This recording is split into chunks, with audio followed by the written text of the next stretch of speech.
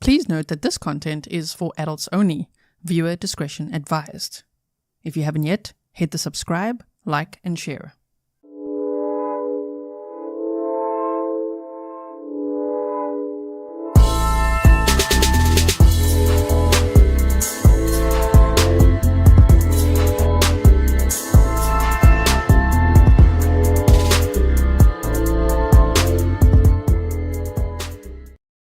Hello everyone, and welcome back to another live stream with me, Grizzly. This is Grizzly True Crime, and happy Friday to all of you if you are watching this live with me. If you are watching the replay, I hope that you will check out the pinned comment, the description box, or you can hover over the video so you can see the timestamps, and then you can just skip to the part that you want to see, or you could just see it chaptered out so that you know where you last left off. Thank you all for being here. Please like and share. You can use hashtag justice for Abby and Libby, hashtag Abby and Libby, hashtag Delphi, as well as hashtag Grizzly True Crime.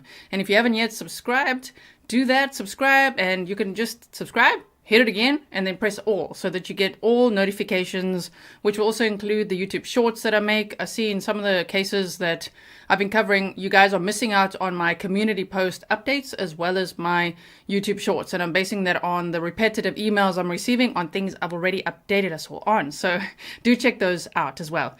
And yes, Veronica, we are live now. Welcome to all my moderators. Thank you so much for everything you do. Mods, I'm going to need your help today, especially to thank everyone if they do support the channel with stickers and things like that, because I'm going to be very focused on this presentation that I've been working very hard on. So if you could do that, that'll be very helpful. Welcome to all my patrons as well as all my members, and then the OGs, original Grizzlies, if that means if you already subscribed before today, and then to all the new Grizzlies that will be subscribed, as well as the lurkers. Are we ready for a deep dive? I do think we're going to be here for quite some time, so, you know, normally I don't enjoy when YouTubers say, get your snacks. I'm like, why? Why are we getting snacks? But yeah, get your snacks, get your Grizzly teddy bear, get whatever you need. I know it's Friday afternoon for many of you in the USA. Wherever you are, I hope that you can spend some time here. If not, come back to the replays so that you get all the information all in one place. Okay, so I've been deep diving this, and remember the documents that were released and then made confidential. So I'm still not reading through the document, but what I've done is presentation deep dive. Okay, so that's what we're going to be looking at together. Let me get it for you over here. Okay, so as always, there were actually, surprisingly, in the last episode, there were lots of new people in this community and they'd never heard of the case, and they said thank you for the little updates and everything because it helped them, you know, get on the same page. So I hope that you guys are all on the same page now. There's just 2 slides just to remind us all who this case is about and what happened. Just a brief overview. Okay. I'm going to pop the stickers on the screen when I can. I might not be able to verbally thank you, but thank you so much if you are doing that, if you're supporting the channel. Thank you so much.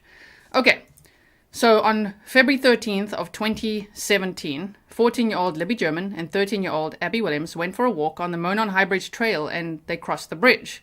At 2:13 p.m., Libby caught video and audio of a creepy man walking up to them. He instructed them to go down the hill, right? So first they released down the hill, and then later they said, guys, down the hill. So at the one press conference, they released that one extra word, and we were like, what? And it was first a still image, and then down the hill, and then guys, down the hill with the video, right? Their bodies were found the next day. So please remember, this is about what does justice look like for these victims? If there's more than one person They should be held accountable for their murders.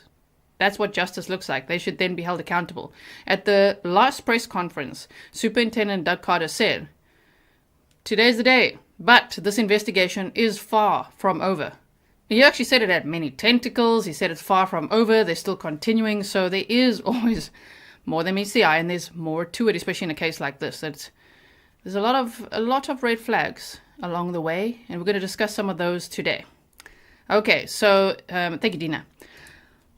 Are we ready? Let me just see your poll results before I dive into this as well. How many people do you think were directly involved in these murders? 34% said just one person. 56% said 2 to 4 people. 8% said 5 to 10 people. And 2% said more than 10 people. Okay. So, So for 5 years, the case had many persons of interest, press conferences, updates, sketches, tips, right? On October 28th of 2022, a suspect, Delphi local and CVS pharmacy worker Richard M. Allen, was arrested and charged with 2 counts of murder. It was per the Indiana State Code 35421-1 in brackets 2. Now, we've gone over all of this before. A big deep dive, right? We've done all of this before, so please do check out the playlist so that you can actually see, if you want more information about what I'm just going over quickly now, it's all on the playlist, as well as there's something called Delphi case file, and I actually chronologically put in all the press conferences and as many of those media statements and family interviews and the road shows and things all in one place for you. So it's over 3 hours, it's almost 4 hours long, all time stamped, and you could check that out anytime. If you just want to rewatch it, I would say it's quite an interesting watch. All right. So let me just quickly do this. Now, if we just look at that code, right? That Indiana State Code that Richard Allen was charged with 2 counts of. They say this is a person who kills another human being while committing or attempting to commit arson, burglary, CM, consumer product tampering, criminal deviant conduct, kidnapping, SA, robbery, all these other words, right? And so we'd speculated before, they're probably giving him this charge because it will be the easiest to prove. Because if they can prove that it's him that's on the bridge and they said guys down the hill and they've got the ballistics evidence that they say they have, then, because they could prove that, they could see that they've got video, they've got audio, and then some other evidence, right? So that's probably why it's there. However, if there is this theory that there could be more people involved, and if he is the guy that kidnapped them and took them to a location where they were then murdered, then he would be charged with this and other people may be charged with other things. We just see, Are you surprised that there haven't been more arrests in this case? Because I am a little bit. I've always thought, there's many people covering this case. They've been covering it for years, that there's very different, almost polarizing schools of thought, right? There's just one person, or it's like many people, or maybe it's just 2 people. So I know there's a lot of mixed feelings here, and totally understandable. Okay, so there's a little recap for you there. Now we go more. I'm reminding you of a few things. The sketches that were released, just reminder, it's just the build-up of what we're going into, is that they literally said at the press conferences, they are not the same person. Later, Superintendent Dakota said if you put them together, it could be like a blend of them. However, they've said they are not the same person. The person depicted in the originally released sketch is not presently a person of interest in this investigation. The new sketch is representative of the person captured on Libby's phone. Youthful appearance, could fall in the age range of 20s to late 30s, could look different today if he's grown a moustache or beard, or let his hair grow longer or cut his hair shorter than depicted in the sketch. Guys down the hill, right? So on July 17th of 2017, that was about a month after the tip came in about how this person looked. Okay, we're going to get into that. And then April 22nd of 2019, this big shocker happened with this new sketch. And it was like, what? A new sketch? And a video clip was released and everyone couldn't believe it. And then they arrested Richard Allen in 2022. And we're like, is it like a combination, or, is he any of these? And Doug Carter, throughout the press conferences, always said, if you just close your eyes and imagine the person from the neck down, and you listen to the voice and you think of the mannerisms, like not the sketches. It was all very interesting, right? Okay.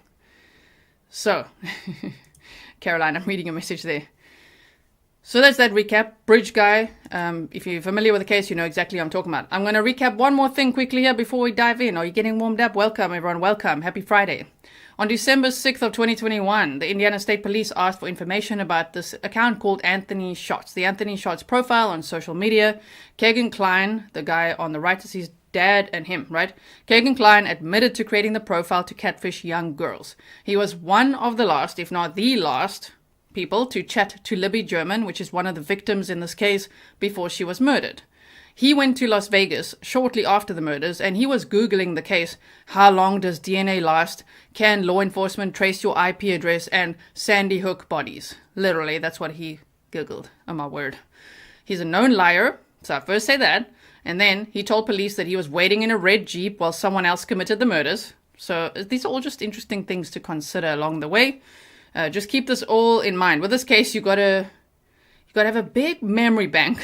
Just keep all these things in mind, and hopefully at some point it all comes together. And like Doug Carter said, one day you'll know what we know. And I'm like, we want to know what you know. We want to know the whole story one day. Yes.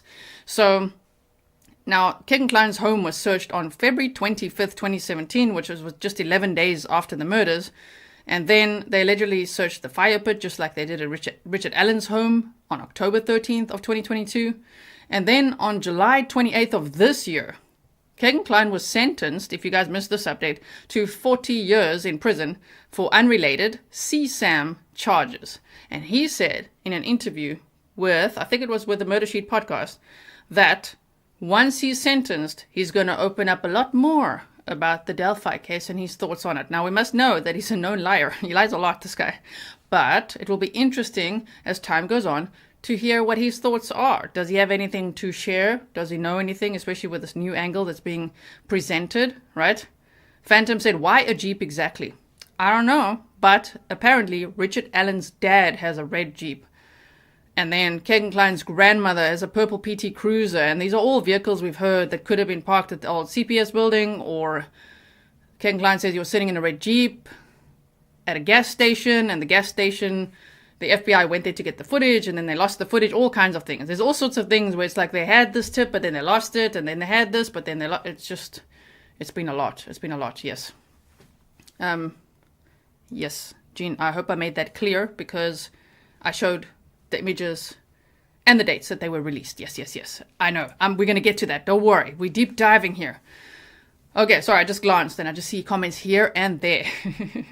Okay, so we continue on. I'm showing you just Snapchat as well, because there's a digital connection with Kegan Kline and Libby German, and there were always theories of, were these two, the sketches or not? Are they involved at all or not? So far, not at all, okay? The only suspect is Richard M. Allen. That's so far the only suspect, just to make that clear, okay? So in this document that the defense filed, of course, they're naming names. They're saying the word suspect, and they're saying names, which is probably why the court released this memorandum in support of the accused motion for a Franks hearing. There was a motion for a Franks hearing, okay? And there was this memorandum to go along with it. So the court clerk probably just released them both. Like, here's this, and we'll expand on it here, and then they very quickly undid that by taking it back by saying, ooh, no, now we're making it private, it's confidential. However, I do want to say that if you look at the actual court site, this memorandum is not on there as in being released, and it's also not on there as being officially sealed, which is why people online have found a bit of a loophole to just read the thing entirely to you. Now, I'm not going to read the entire document to you. I'm going to be summarizing and bringing thoughts to you. That's what we're doing today. Everything, page by page, I went through and brought in all kinds of things from over the years, right, that we've been going through. And so the thing is, I'm not going to be naming those suspects. They're not suspects. They should have been called persons of interest or someone they're suspicious of, but they are not suspects. So far, the only suspect is Richard M. Allen, okay? So, and he's innocent till proven guilty, and that is very important too. People are like, how could you be talking about this? This defense team is just, Smoke and mirrors, making up crap. I don't know, for 136 pages, it sure gets detailed. So we got to consider some of it. They actually say a good quote in the document. They say, it is certainly a curiosity that deserves attention and consideration. Yes, publicly buzzed. If I could have been a fly on your wall and you could have been a fly on mine, I'm sure we were doing the same thing. Just reading, I saw your tweets as well, your posts, okay, and it was like, same. What a deep dive it is. And just thinking back, wait, what did they say there? And what happened there again? And where was Richard Allen at that time? And where was this other person that they're now naming? All these things. We're going to get into all of it. Just to get started, right? So let me say this. If you didn't think there might be a little bit of, I don't know what to call it, shadiness, Carroll County, if it's shadiness or incompetence, I'm not sure, to release a document and then like take it back by just saying, now it's private, it's confidential. Where it should be on the court system, released, and then it should be, ooh, we sealed it again. Even though, oh man, you cannot put that genie back in the bottle. It's out there now. It's out there. Mainstream media had released it and linked it. It's out there. It's on Scribed and everywhere. Oh my word. Tracy, thank you for being a member for 23 months. Super mod. Happy Friday. Please like and share. Yes, everyone, please do. So, memorandum in support of the accused motion for Frank's hearing is what this is all about. And they went to, I take my hat off to them for going to those great lengths to actually get all the detail in this document. My goodness, it was quite a read. I've read it now 3 times already with lots of other things. I've rewatched the whole case file and all of that, which I hope you'll also watch. So, what is a Frank's hearing? This is what they're asking for, right? It's a legal proceeding in a criminal case where the defense lawyer attempts to traverse a search warrant, which means that the defendant challenges the truth of the information used to support it. Of course, that's a huge deal. If they succeeded this, does that mean Richard Allen walks? It's a huge deal in this case, okay? Welcome, Jules of all trades. Welcome to any content creators that I haven't seen. Thank you so much for being here. And happy Friday to you. So, the main goal is to defend their client by proving that the investigation was flawed, that the search warrant is illegal, and that all fruits of the illegal search should be suppressed. Of which, as we know, what they really have is that ballistic evidence. They have the unspent round found between the 2 victims' bodies, and they're like, that's it. The markings match a gun found at Richard Allen's property, and that's really all they have. They don't have his DNA. They do not have digital evidence connecting him to. They've actually testified to that. That's the problem. It's not like we don't know they don't have it. They've said they don't have it. So like, oh crap. This is a huge deal. So if anyone's not understanding that all of this, is not actually about the Odinism, even though that's very interesting and we're so going to deep dive it right now. And no, I'm not going to give you a course on Odinism. No, there's Uncle Google for that. But I am going to bring some important points to the table here today, in my opinion, okay? And so I just want to point out what they're trying to do is have this Frank's hearing to support the argument that the search warrant was illegal. That's the focus, not really the Odinism, but we're going to look at that, okay? Thank you so much, Linda. Yes, bringing it to you in bullet points, as we like. We love bullet points, right? So, if any of it's true, if the sheriff and other law enforcement officers concealed or hid or omitted or left out exculpatory evidence, then could Richard Allen walk free? Oh dear. We still have to see what...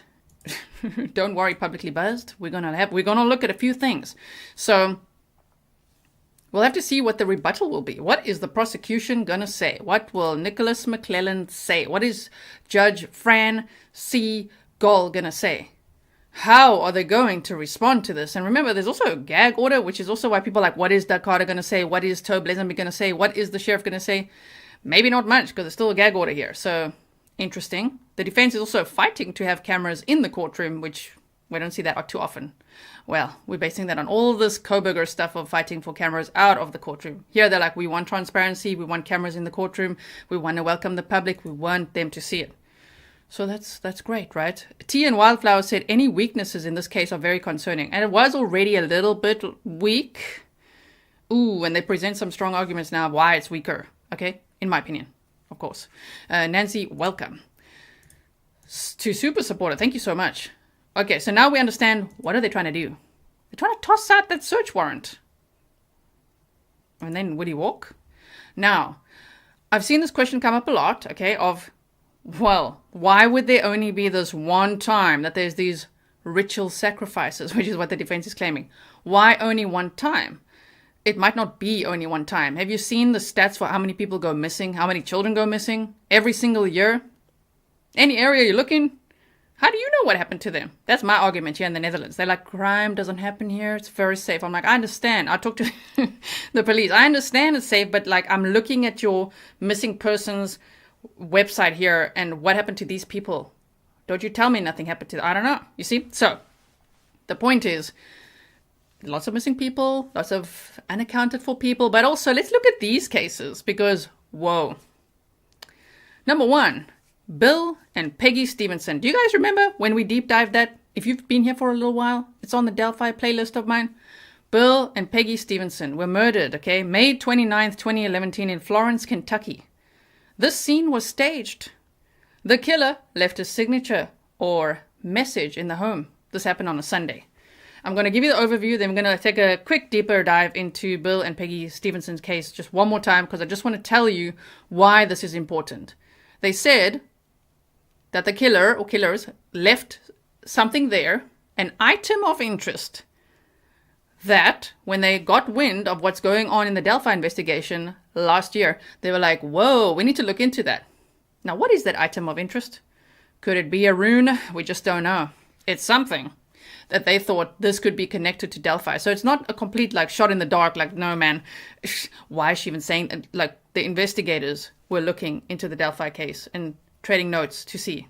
Okay, so there's another case. We've looked at this before when they arrested Richard Allen because we were trying to figure out where was he all the time, like which locations could he have done this before? Because whoever did this to Libby and Abby would have likely done stuff before, right? It's not going to be the first time that they're doing this based on just a double homicide in broad daylight. If it's broad daylight, I've got some arguments for that as well. But yeah, so it's probably an escalation. There's probably other things that happened before. We shall see. So Lauren Spearer is an unsolved case. They've never found her. She was 20 years old and she went missing June 3rd, 2011. Last seen at Kilroy's Sports Bar. She's presumed dead and the case is unsolved. And man, I feel for her family. We've looked at that before, so check out the Delphi playlist, okay? Evansdale murders. Do you guys remember that one? Okay, 8-year-old Elizabeth Collins and 10-year-old Lyric Cook. They went missing at Myers Lake on July 13th of 2012. In January of 2013, their bodies were discovered by hunters in the Seven Bridges National Park. I've also got episodes on that on the playlist. We deep dived it already. So if you want to deep dive, go and check those out. It was very odd that they disappeared in broad daylight. And then their bodies were found in an area that looks visually similar to the Delphi area. And it's 2 girls, and they will not release how they died. Nothing about the autopsy, nothing about signatures or anything, just completely close to the vest. And they're like, it's not connected, but how do we know? We don't know. So, and it's unsolved. So I find that very interesting as well. Then we've got the Flora 4, okay? I've also deep dived that case. We've had Copfax on, the Real Gone Gonzo on. We've discussed that case at length. Very sad. November 21st, 2016, there were arson attacks less than 10 miles from the Monon High Bridge. The 4 girls were killed in the house. Kiana Davis, Kiara Phillips, Carrie L. McDonald, and Keone Welts, right? Age 11, 9, 7, and 5. I'm just putting the days in there just to see, you know, there's a Sunday and a Friday and a Friday and a Monday. And Delphi was also on a Monday. So, thank you, Publicly Buzz. So, Pinche, Becky, you said, well, you have a map as to the locations. We have done an extensive map time with all these cases, keeping in mind, it was in one of the episodes after Richard Allen was arrested we were basically saying, could he have done other things before, based on him working at Walmart, literally there's always a Walmart, and traveling all over Indiana. So, Delphi, February 13th of 2017, Liberty German 14, Abigail Williams 13, last seen Monon High Bridge, bodies found February 14th, 2017, which was a Monday. So these are all cases to consider if we even look at the theory of, well, could it be a group? And they are groups. Nobody can tell me that this is just satanic panic 2.0. Firstly, this has nothing to do with Satanism, number 1. Number 2, Have you not seen the people that they've named? If you read the document, do your own deep dive. I'm going to show you a picture or two, okay? I blurred out the faces. Not about to get sued, but I want to show you, yeah, they light torches, they stand in circles, they film their rituals, they do things. So I know how weird, like, taboo, ritual sacrifice sounds. It sounds like when people say, when people say human trafficking, or, shame, YouTube's not going to like me now, or organ harvesting, it's like, people go like, but I mean, it does happen. Sunny Slaughter, who's been on the show many times, talks a lot about human trafficking as well. It happens. So my point is, you can't completely discount that it could happen. And we have to look at why. Why would it happen? What would the motive be? Okay, so we're going to look at all of that. But just keep in mind, these are just some examples that I found for you. Okay, so that you can see even the similarities of Delphi. There's 3. Okay, so there's Delphi, Bill and Peggy Stephenson, which they said there were items of interest. I'm going to read you something now from that case, and the Evansdale murders. Even that.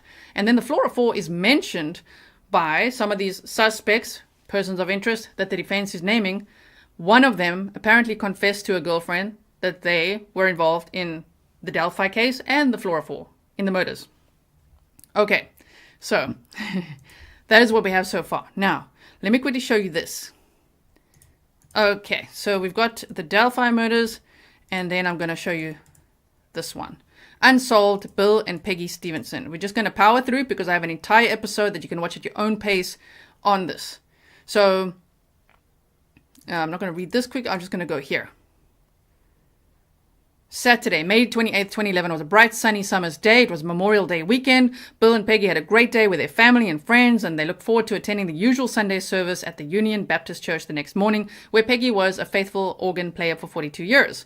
Bill Stevenson, 74, was semi-retired from insurance investment, and he founded a worship service at the Truckers Chapel on Burlington Pike in Florence, just 11 minutes away. But on this Sunday, he was nowhere to be seen, which concerned everyone greatly.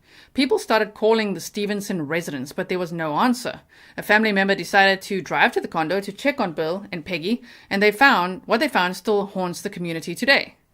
There was no sign of forced entry. No one in the neighborhood heard anything, and the killer evidently stayed in the residence for several hours after the murders. So we're going to look at that now. Thank you, Rando from Iowa. So let's get into why we're talking about this, right? Why could this be connected to Delphi? Let me just go. I'm just going to skip forward a little bit. As I say, I'm not going to go through the whole presentation now. The crime scene. Bill and Peggy had been bludgeoned and stabbed to death. The weapons used in this crime have not been found. Same as Delphi. They found the unspent round. But, if we're going with the Odinism theory, could it be like a Viking sword or something, a machete that people are using, a sharp? They keep on saying, they don't say a knife in the probable cause affidavits and Ron Logan's search warrant, everything. They talk about a sharp weapon, right? You just never know. So, the weapons used in this crime have not been found. Law enforcement does know the type of weapon used, but they're keeping it close to the vest. The scene had been cleaned and staged. Every room in the house had been staged and items were moved. Some items were placed around the victims' bodies. Okay. The killer had allegedly left a signature or message in the home. Well, from what we read from this document, the 136 pages, which we're going to summarize today, yeah, there were definitely 2 to 3 signatures left, a message left. And we're going to go through that, okay? So remember, trigger warning, this content is for adults only. This is true crime. I keep it as sensitive as I possibly can. I'm thinking of the victims' families in all these cases. And Delphi, with this information that just came out, I can't imagine.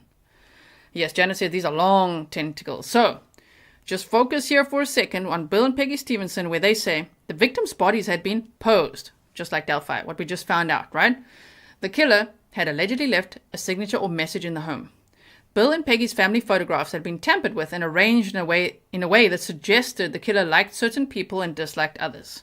Investigators described the scene as the scene the killer wanted found, and not the crime scene. Detective Coy Cox said there were things that were maybe on end tables or up on shelves that were changed, altered, moved, turned over, marked on. There were items that seemed to have no significant meaning, left in different rooms. Most of the items that were left at the scene appear to be things that were probably in the residence. Okay? Law enforcement thought the scene had such, and here we go. Law enforcement thought the scene had such ritualistic tones that they made a list of self-described Wiccans in the area. Now that's very different to Odin's or Odinism, right? But, could it be just a hop over? Like maybe now the investigation would have progressed, and what if it's Odinists? They're not called Odinites, by the way. They're Odinists, yes, okay. Or Odins. So they said it was so ritualistic. Huh? You heard it. They suspected that the staging was perhaps to obscure the original point of entry. One of the victims had a medical device that helped the coroner determine that the time of death was between 1 and 4 a.m. on May 29, 2011. Law enforcement knows the precise time that one of the victims died but have not released that. One victim had post-mortem injuries inflicted 2 hours after their death. Detective Coy Cox believes that the killer's intention was to kill both Bill and Peggy. This was premeditated, double homicide. Based on the day and time the killer chose to commit this crime, knowing that the couple's absence would be noticed immediately by the community, law enforcement believes they wanted the crime scene to be discovered and to shock people, to be remembered, to make an impact, like Delphi. Detective Cox said that he believes the killer's motive may be related to a disagreement over correct Christian practices, or the actions may be justified in their own mind. Could be a belief system. Did the killer leave non-secular items behind, as Delphi investigators have said in the case of Abby Williams and Libby German? And this was months ago when we talked about this, right? DNA was found in multiple places in the home, all from the same unidentified individual. This DNA has not been matched to anyone in the CODIS system, and Detective Cox said the DNA is not suitable for genealogy or phenotyping at this time. The FBI has said that these murders seem to be the type of crime, remember this, that it's 1% that reads more like fiction than reality. Okay? So we're going on here. I just quickly want to go. We went over all of this. Hold on. I want to find the Delphi part.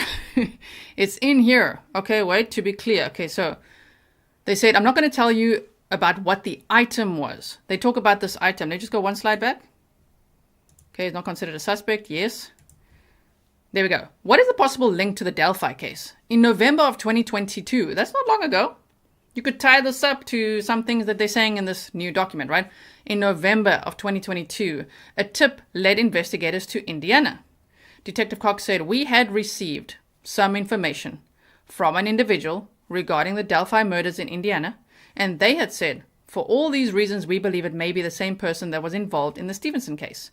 Right away, detectives said they started looking into a possible connection between Bill and Peggy's 2011 murder and the murders of Abby Williams and Libby German in Delphi, Indiana in 2017. There's things that'll make you really interested in a case, simply more than just somebody saying, hey, we think this person might have been involved. But we had a little piece of information that really made that case specifically interesting to us, Cox said. And they said ritualistic undertones, right? This information pointed Boone County investigators toward a specific person who had a specific item that they were interested in. Now, what item is it? Is it a rune? I don't know what it is.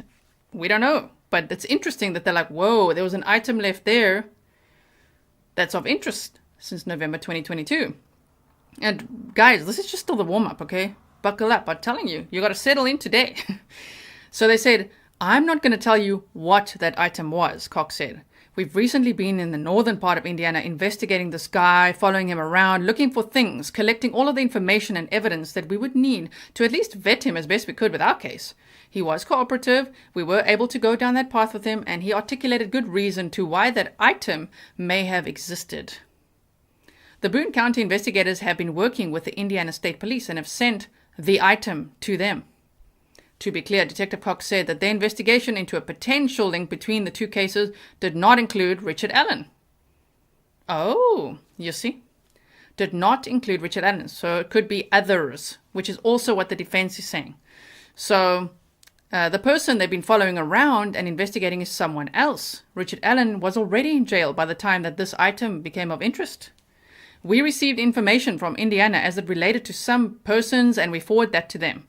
We did not send them the information that led them to Richard Allen. We sent them information that may have had some parallel consistencies with where they are with that case right now. I know that sounds a little cloak and dagger, but I'm just sorry about that. We're not getting further with that, Detective Cox said. See?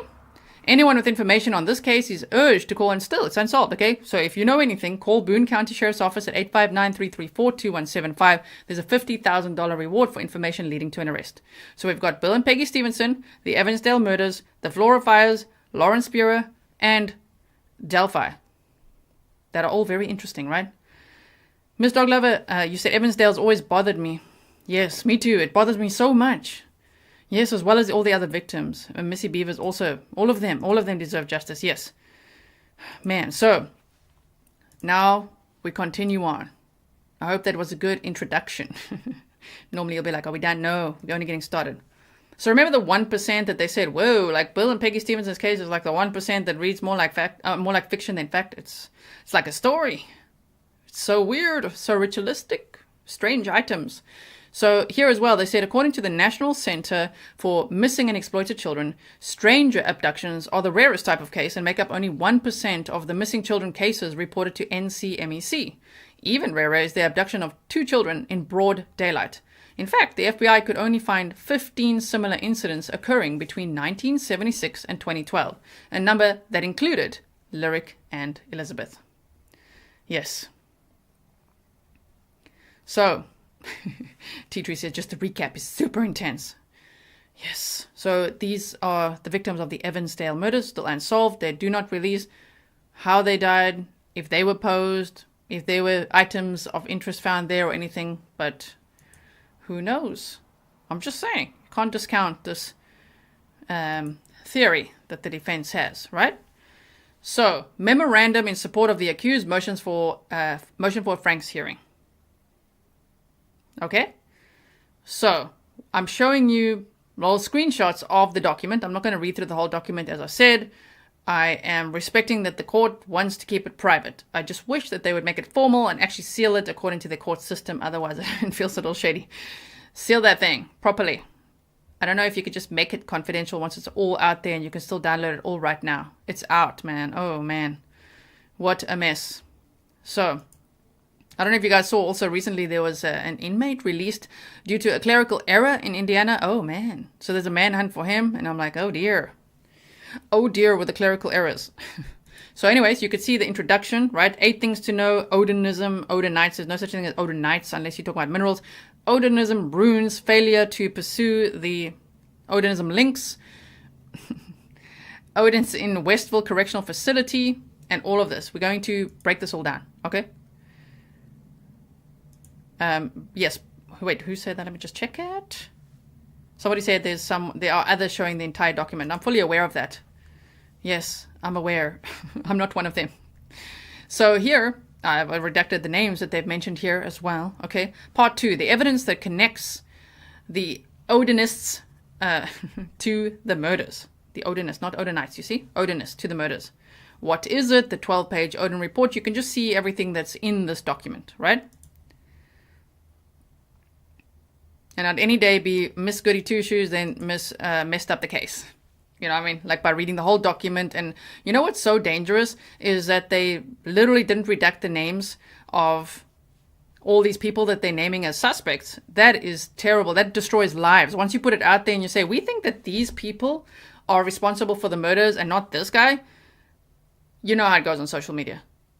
Social media can destroy lives so quickly. It's very sad and very dangerous and not responsible at all. So, part 3, part 4, part 5. So what I've done is a whole summary of part 1, 2, 3, 4, 5 for you. Okay? Yes, I did see that as well. R. Max says the employee who released him, the other one I'm talking about with the manhunt, was supposedly fired. 2 of them were. Yes, indeed.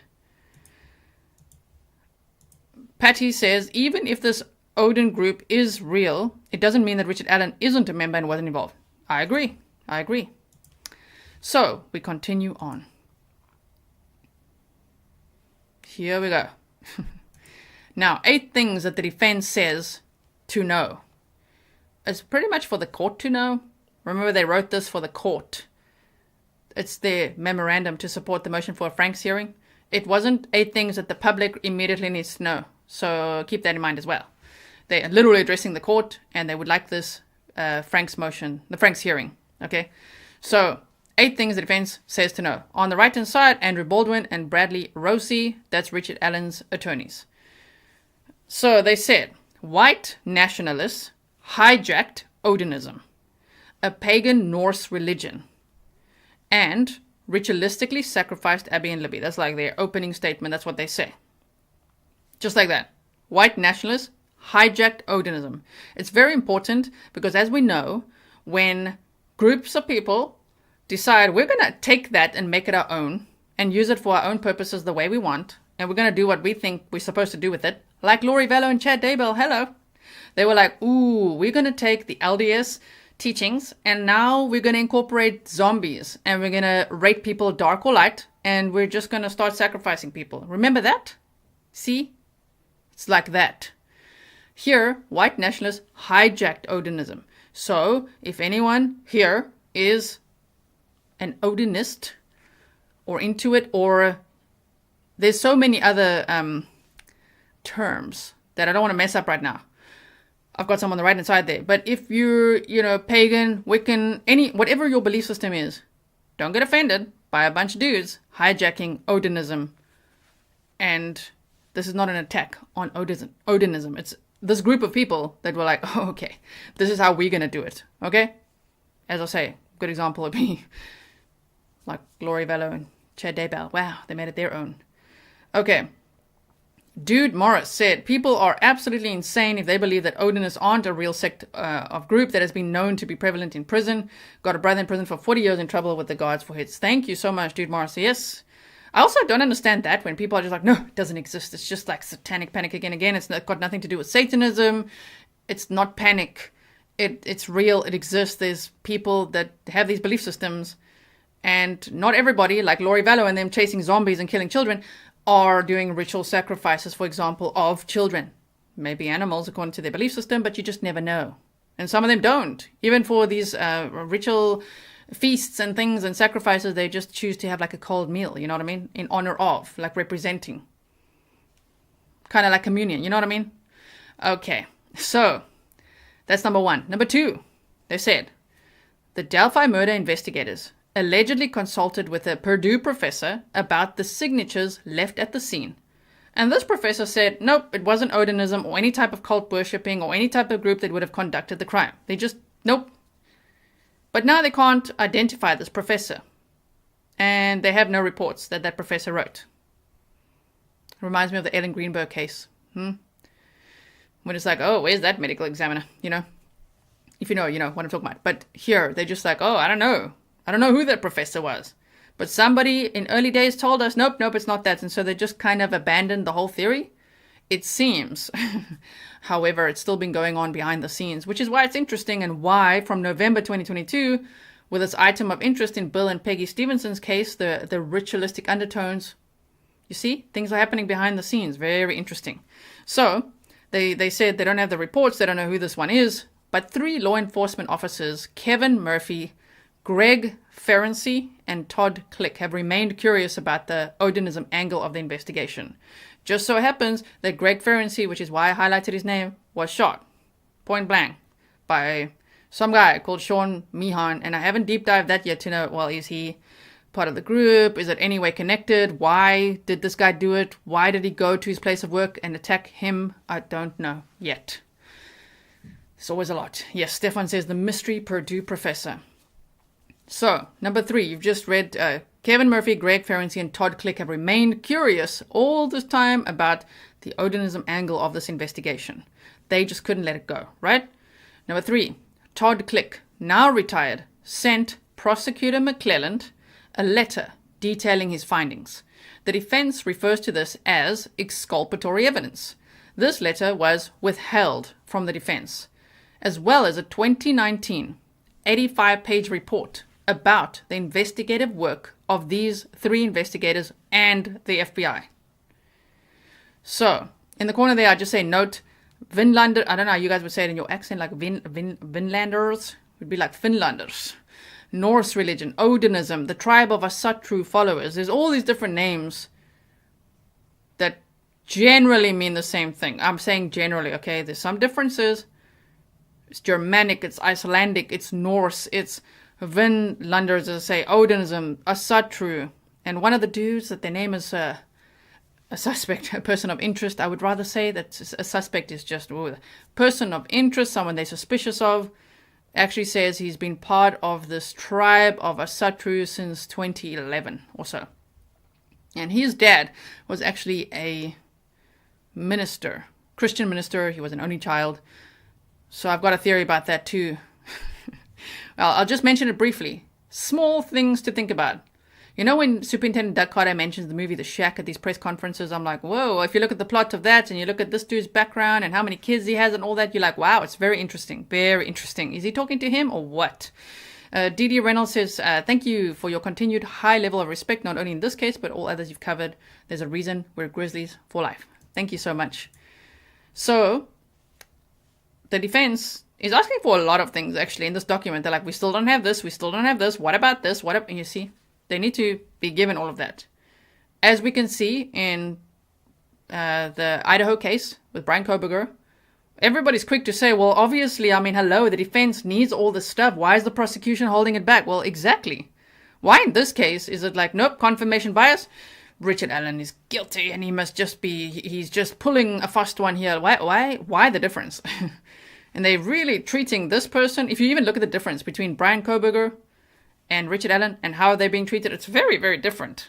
Very interesting. It's all got to be innocent till proven guilty, treated the same until trial. Okay, so there's that. So there's already something interesting going on here, I think. Let's continue on. According to the summary of Click's investigation that he attached with his letter, the BAU, the Behavioral Analysis Unit of the FBI, determined that the individuals responsible for the homicides were involved in Nordic beliefs. Right? So, that's interesting. If the BAU was like, they made their report, have we seen the actual report? Nope. But if they made a report that they're like, we believe that the individual or individuals responsible for the homicides were involved in Nordic beliefs, wow. Okay. It took 9 months for the defense team to receive video evidence and documents relating to these findings. 9 months since they, became Richard Allen's attorneys. This was released to them on September 8th. Look at the date. Oh my word. It's like now, like yesterday, just about. September 8th of 2023. Okay. Which they are still reviewing. They say they found exculpatory evidence already. This week of August 28th, 2023, the week of August 28th, 2023, Prosecutor McClelland and State Trooper Jerry Holman, pictured on the right. So McClelland is over here, Jerry Holman in the middle on the right, requested a meeting with Todd Click. Well, that's interesting. After over 5 years, they're like, listen, okay, Todd, we're going to hear you out about this Odinism. What is it? You see, very interesting. Thank you for being a member for 9 months, Girl of Dagestan. Are we following? If you're only joining now, we're doing a deep dive on this newly released document, but we're doing a summary deep dive and filling in some things that might be like, wait, what? And just things we remember along the way. Okay. The prosecution had learned in early August that the defense had figured out the strong Odinist ties to the crimes. Despite the apparent attempts of the prosecution, Liggett, Sheriff Liggett, and Holman to hide this exculpatory information from the defense. That's a quote from the defense team, right? From the document. Welcome to Cop Facts. I would love to hear your thoughts on it. We're waiting for a video from you. Because, wow. So here's some of, let me just show you here. The Carroll County Sheriff is actually not Tobe Lesenby. He's the deputy, in case you didn't know. Carroll County Sheriff Tony Liggett is who they're referring to all the time. So as we know, we're visual learners over here. I want you to be able to picture who's who, not to cast blame or be like, look at these shady people. No, and just so you know, who are they talking about? When have we seen them at the press conferences? What did they say? You can go over the case file again and watch it all again and see for yourself, right? So Todd Click's comments. Who's Todd Click? One of the 3 law enforcement investigators, right, that continue to remain curious about this Odinism angle, right? He said, thank you, Gail. Let me quickly zoom in for you. Upon directing the letter to Mr. McClelland, who's the lead prosecutor, right, I heard nothing from the prosecutor's office or any other members of Unified Command until I received phone calls on August 23rd and August 25th, 2023, which involved brief discussions regarding scheduling. During these phone calls, it was requested that I meet with Trooper Holman during the week of September 4th of 2023. I was informed that law enforcement officials intended to sit down with me and discuss with me the reason why Richard Allen was responsible for these crimes. Tiny red flag, just like, we're going to sit you down and tell you why you need to stop with your theories because Richard Allen is the guy. I don't know. I don't know if I like that. I don't think I like it. Don't like the sound of that, but okay. This is their statements, right? We're still reading it. They say, I was told that he, Jerry Holman, wanted to put my mind at ease. However, during the meeting with Detective Holman and a second detective whose name I'm unfamiliar with, there was no discussion or offerings as to why they believed that Richard Allen was guilty of the charged crimes. A little bit of gaslighting, right? Okay, anyway, that's what I'm reading. I'm just like, oh, you know that feeling when you're like, okay, someone's going to explain to me why now, and then you sit there for a while and you're like, they actually really never answered the question though. So it sounds like that's what happened here. So they say, I believe the interview was an attempt by them to clean up their loose ends, knowing that they had given very little, if any, attention to the investigative efforts of myself, Detective Ferenczi, and Detective Murphy. And they say emphasis added. So the defense is accusing Sheriff Tony Liggett of hiding information. This is who mostly their memorandum is focusing on. They're saying that Sheriff Tony Liggett concealed, hid, omitted information that should have been in the search, the affidavit for a search warrant. Okay, so we continue on. Here we go. Deep breaths in between. Okay, yeah, so we've got Richard Allen here. Just had to show you his Walmart pose. Just, lighten the mood for a second. Here we go. Defense says that Sheriff Liggett, sorry for the typo, there's always a typo somewhere. As I say, I need a typo jar. Failed to include all the Odinism info in the October 13th, 2022 affidavit for a search warrant, but also concealed damaging witness statements that would mess up his timeline. They also allege that McClelland and the Unified Command withheld exculpatory evidence. Thank you, Rabbit. 5. They say that Richard Allen does not have any ties to any... Now, here's where the wording is not great. There's a few mistakes that they make in their memorandum because they're calling Odinists Odinites the whole time. They just like the Odinites and the Odinites. It's Odinists, okay? And they also now are saying Allen doesn't have any ties to any pagan cult or pagan cultists. And no forensic or electronic evidence links him to the girls of the crime scene. So it would have been great if they just said no ties to Odinism, because they're not saying that, which is a very clever thing to do as an attorney, right? So, you know what I'm saying? They're not really saying it here in this sentence, in the 8 things we need to know, that the court needs to know, that he has no ties to Odinism. They're saying he has no ties to any pagan cult or pagan cultists, and no forensic or electronic evidence links him to the girls or the crime scene. And then they say he's a completely innocent man. Well, yes, he's innocent till proven guilty. They don't need to prove that. It's for the prosecution to prove that he is actually guilty. Right? So anyway, FYI, Richard Allen worked at Walmart in Lafayette, Bloomington, Greenwood, Indiana, and Bradley, Illinois as a store manager, and he allegedly got moved from Lafayette due to harassment. In case you've never heard that, we've done deep dives on the suspect. Even the questions of how could his wife not know? The questions people usually ask. I even did a whole presentation on that, so that we're all on the same page of how is that possible? It happens a lot. Okay. And that's also why we looked at where he worked and all the areas he went to, because could he be responsible for other crimes, which is how we got to all the others I mentioned earlier, right? Which is now interesting given the new supposed information. Number 6, most of the evidence backing these claims were found scattered over 10 hard drives, several flash drives, etc. that the prosecution had in their possession. They provided it to the defense on September 8th of 2023.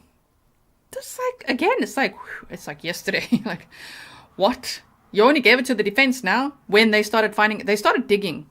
The defense is starting to feel like us. You know, when they're like, dig, wait, what are we finding? And they're like, where is this? And they're like, oh yeah, we have lots of hard drives. You want that? Oh, didn't know you wanted that. Here we go. So if they didn't dig and they didn't think about it or find it, they wouldn't have requested it and wouldn't have it. You know what I mean? Which I don't think it should work like that. So then they provided this to the defense on September 8th of 2023. So the defense is saying that this info is not just wild accusations or smoke and mirrors, as people are accusing them, or it's another stunt that they're pulling here or anything. They're saying it's not just wild accusations, but it's based on the prosecution's own discovery. It's based on all the stuff that's on those 10 hard drives, several flash drives, and everything else. So they make that clear as well, which is very interesting. Cherry Latmore, we kind of did that. It's sort of what we did in this case. Like, how do killers' wives never know? We kind of went there. If you watch that one on this playlist, it'll make sense to most cases, yes. So then, Greg, yes, there's a separate document with exhibits listed. One of them was some kind of voice analysis. Yeah, there's lots of exhibits there that look very interesting. Number 7, they claim that Odinist members, the same pagan cult, are employed as correctional officers for the Indiana Department of Corrections at the Westville Correctional Facility, and that Richard Allen is being threatened, intimidated, and mentally abused. I also don't know why people are so quick to say that doesn't happen. As we heard from Dude Morris, CAG, people are absolutely insane if they believe that Odinists aren't a real sect of or group that has been known to be prevalent in prison. Got a brother in prison for 40 years in trouble with the guards for this, right? So for hits. So I think the message probably continued. I know there's a limited characters here, but still, it can happen. It does happen. If I were to say, well, did you know? And again, nothing wrong with Freemasons, but you know when they take it and make it their own, you know what I'm talking about? So if people say there's a lot of Freemasons working in the prisons, then people get all, ooh, conspiracy, and they're like, wow, that's so dodgy. Did you see they did the hands? You see they did it? You know what I mean? So that people are fine with, but this is just like, no, it's just too much. It's just not possible. But why? They say people fear what they don't know, right? So maybe that's why. Maybe they're just like, nope, I'm discounting it. It's not happening. But it could. It's better to educate oneself on it. Strip that denial, you know what I mean? Okay, so on April 3rd of 2023, Richard Allen called his wife and admitted several times, at least 5 times, that he killed Abby and Libby, which they're implying in the document. He's being coerced, threatened, intimidated. His mental health's failing. Of course, they're defending their client. They're doing their job. I think they're doing an excellent job. So could that be all they're doing? It could be. I don't discount that. But imagine if it's true. That is a scary thought. Because he is innocent till proven guilty. Why is he in a prison? All they're trying to do, they filed so many motions now to move him. Can we move this guy? Can we put him in a more secure place, but a jail maybe, where he should be? Nope, he's staying there. Like, why? And we're going to get to the why. Don't worry. It's all in here. So yes, remember that picture. So his attorney said that he broke his tablet and he was eating paper after he had confessed to his wife. His wife also abruptly ended the call. He didn't handle that well. Of course not. Imagine, though, for a second, if there's any validity to this, and if this is really happening, and he's really terrified. That would be really scary. They say that they were aware of the incriminating statements, but now, we've got to keep this in mind. Sometimes I think like a lawyer, because they say here, they were aware of the incriminating statements, but said he was schizophrenic, delusional, and suffering from psychotic symptoms. Now, if they mean at the time, okay.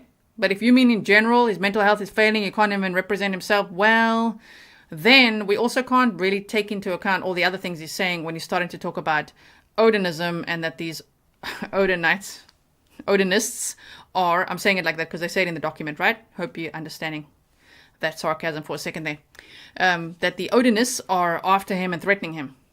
You see? So, they said he was being treated like a dog, and that his mental health has deteriorated to the point that he cannot participate in his own defense. So just keep that in mind for later. In case they say, but he said this and that, well, now we've got to really take that with a knippy salt, a grain or pinch of salt, depending on where you live in the world. We say it differently in different parts of the world. Now, the Unified Command, number 8, who are they? You might be surprised. Because when they mention the Unified Command, I'm like, but it's not all the names of the people we normally see at the press conference. Like, who are all these people? I've seen them, but it's not like the faces we know. You know what I mean? So the unified command is Sheriff Tony Liggett and Kevin Hammond from Carroll County. There's Jerry Holman, Jay Hopper, and Dave Vito from the state police. And then there's Rich Davies from the FBI. I just put this in here because we've heard from Greg Massa from the FBI, and they're not really again. What I also find interesting is, here they say, although State Police Superintendent Doug Carter pulled the plug and kicked the FBI off the Delphi murder case around 2021 over some conflicts, according to Jerry Holman. I don't know if I believe that based on how Doug Carter spoke about the FBI and that they've been so helpful and all of that, but you never know. I was just like, interesting. It's all in my Delphi case file if you want to revisit that. So then they said, interestingly, Tony Liggett, who was deposed before Holman, claimed under oath that Doug Carter was not involved in making decisions for the case. Furthermore, Liggett claimed to be unaware that the FBI was even kicked out, let alone that any agency had actually kicked out the FBI from investigating the Delphi case. Of course, if they had kicked them out, whoever it was, that's not a good thing. Never a good thing to be like, FBI, get out of here. We've seen it happen. Do you remember with what? Little bit of Gilgo Beach murders. Remember that? Kicked the FBI out. There was a lot of corruption. Yes, it's happened. You just got to remember. Vicky said, remember the first judge resigned. Was he afraid? He moved Rich into prison. Exactly. Judge Dino recused himself. He's like, I'm done. I'm out of here. No. And he was scared of people making threats online. But was it online? Or was it a group of people? We just don't know. Okay. Thank you so much. So they said, furthermore, Liggett claimed he was unaware the FBI was even kicked out, let alone that any agency had actually kicked out the FBI from investigating the Delphi case. It's quite odd that the salient topic of Doug Carter kicking the FBI off the Delphi case would never have been discussed between Liggett and Holman, who were working so closely with one another in unified command. If that can be believed, these are footnotes, right? They're very interesting in this document. If that can be believed, it would be quite perplexing.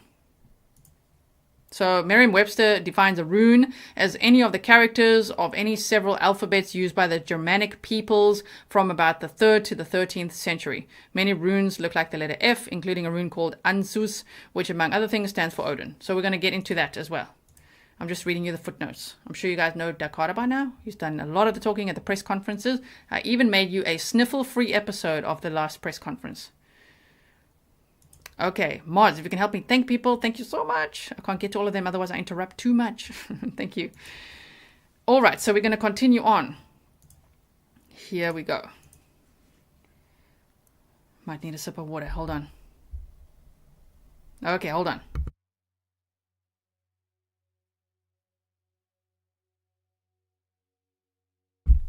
So, the defense claims that Odinists left behind runes at the crime scene in the form of runes formed with sticks, runes fashioned with tree branches, symbols or markings painted with the blood of one of the victims. They said, sticks and tree branches were deliberately, carefully, and proficiently placed on each girl in a certain arrangement mimicking certain runes. At least one of the branches appeared to have its end cut off cleanly by some type of tool like an electric saw, providing proof of a preconceived plan. Additionally, the blood of Liberty German was used as the paint to mark a tree with a rune that looks similar to the letter F. So, what I can say to that is, of course, this was the girls were found on Ron Logan's property. Ron Logan had a farm. I mean, he could have cut wood. You know, he could have gone out there and cut some wood and left one branch that was pre-cut. It could have nothing to do with the people there or the person there pre-cutting the wood. I'm just going to put that there. We also got to think outside the box with all of this stuff. Think outside the perimeter. We get that from the Cavalcante manhunt. Think outside of the perimeter, guys. Okay. So I'm showing you a picture here of the crime scene tape that was actually at the scene, you know, where they found the bodies. Just so you can see what the area looks like if you've never looked at it before. So, I also want to add that runes are generally, it's like either stones or wood or whatever material that you engrave a symbol on, generally I can tell that if they did this, if this is a group and they did this, it's really a bunch of dumbasses that took on Odinism and they're like, I know, we're going to shape the branches in a way that's going to make a rune. Because that's not ordinarily what a rune is. One does not take branches to make a rune. In fact, you take wood or stone and you make runes properly. One of the persons of interest that they are suspicious of, the defense, actually makes runes. So that also is interesting to me, that like, why would, if he was there, why would he be there and fashioning branches? He would bring his runes along. Now, the other thing I find interesting is, remember Bridge Guy? People always speculated he had like a little satchel with him. Well, because it looks like one, looks like a fanny pack or something, like a leather one of sorts. They say that sometimes Odinists carry their runes with them, little bones and runes and things, in their fanny pack. So that's an interesting theory too.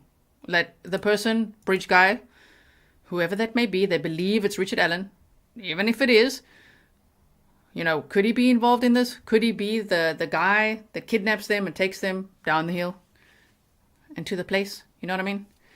Okay, so Girl of Douglaston said, some people can believe and make a brotherhood out of anything. Exactly. It's not about what is believable. It's about what a group of people believe in. Remember Charles Manson. Excellent. Yes, good example. Exactly. That's kind of what it feels like happened here. We don't know. But there are some groups in the area and in the jails and prisons that it's about the connection, the brotherhood. It's like a gang. One of the suspicious people of the 5 that they named actually said, I've got brothers now and I'm like part of a gang. So yeah, not understanding the assignment. But yes. Okay.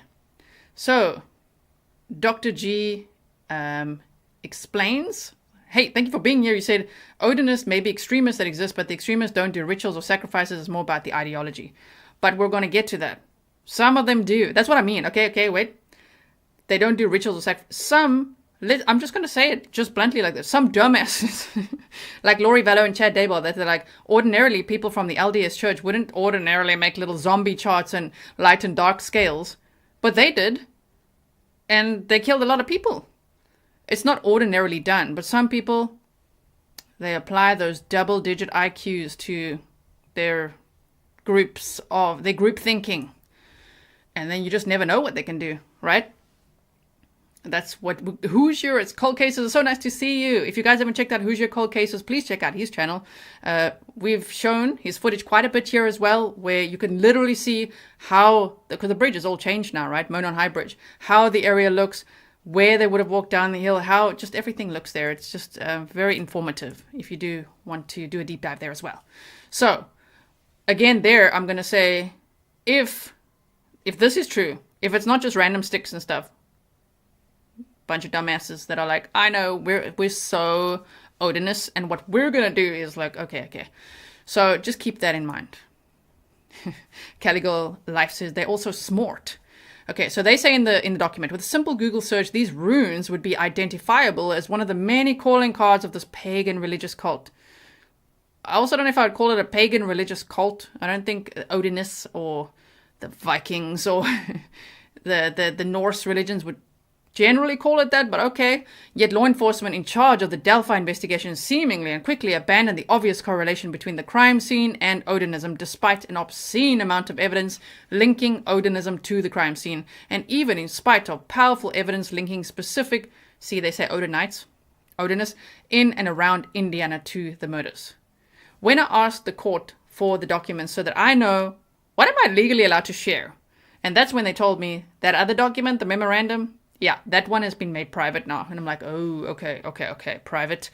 Not going to share that, like read through the whole thing and name the names. No, we're not going to do that. I'm going to be responsible. And so they attached 2 other documents there that did a deep dive of, it's like a collection, deep dive of this happening within the jails and prisons. All over the country, in USA, all over the world. I mean, I just went to Iceland. Some of this is Icelandic origin, right? I'm like, oh... Vikings. I went to a Viking store. Anyway, so yes, so here you've got the rune. We're continuing on the rune alphabet and symbol meanings. We're not going to learn the whole rune alphabet now. Okay, we're not doing no pop quiz or anything. It's just so that you can see if you've never seen this before, what this could be about. Cherry Latmore says, once those sticks were found on the bodies, I don't care what it represented, they should have been collected. I believe they were only collected 2 weeks later or so, or something like that. That's shocking.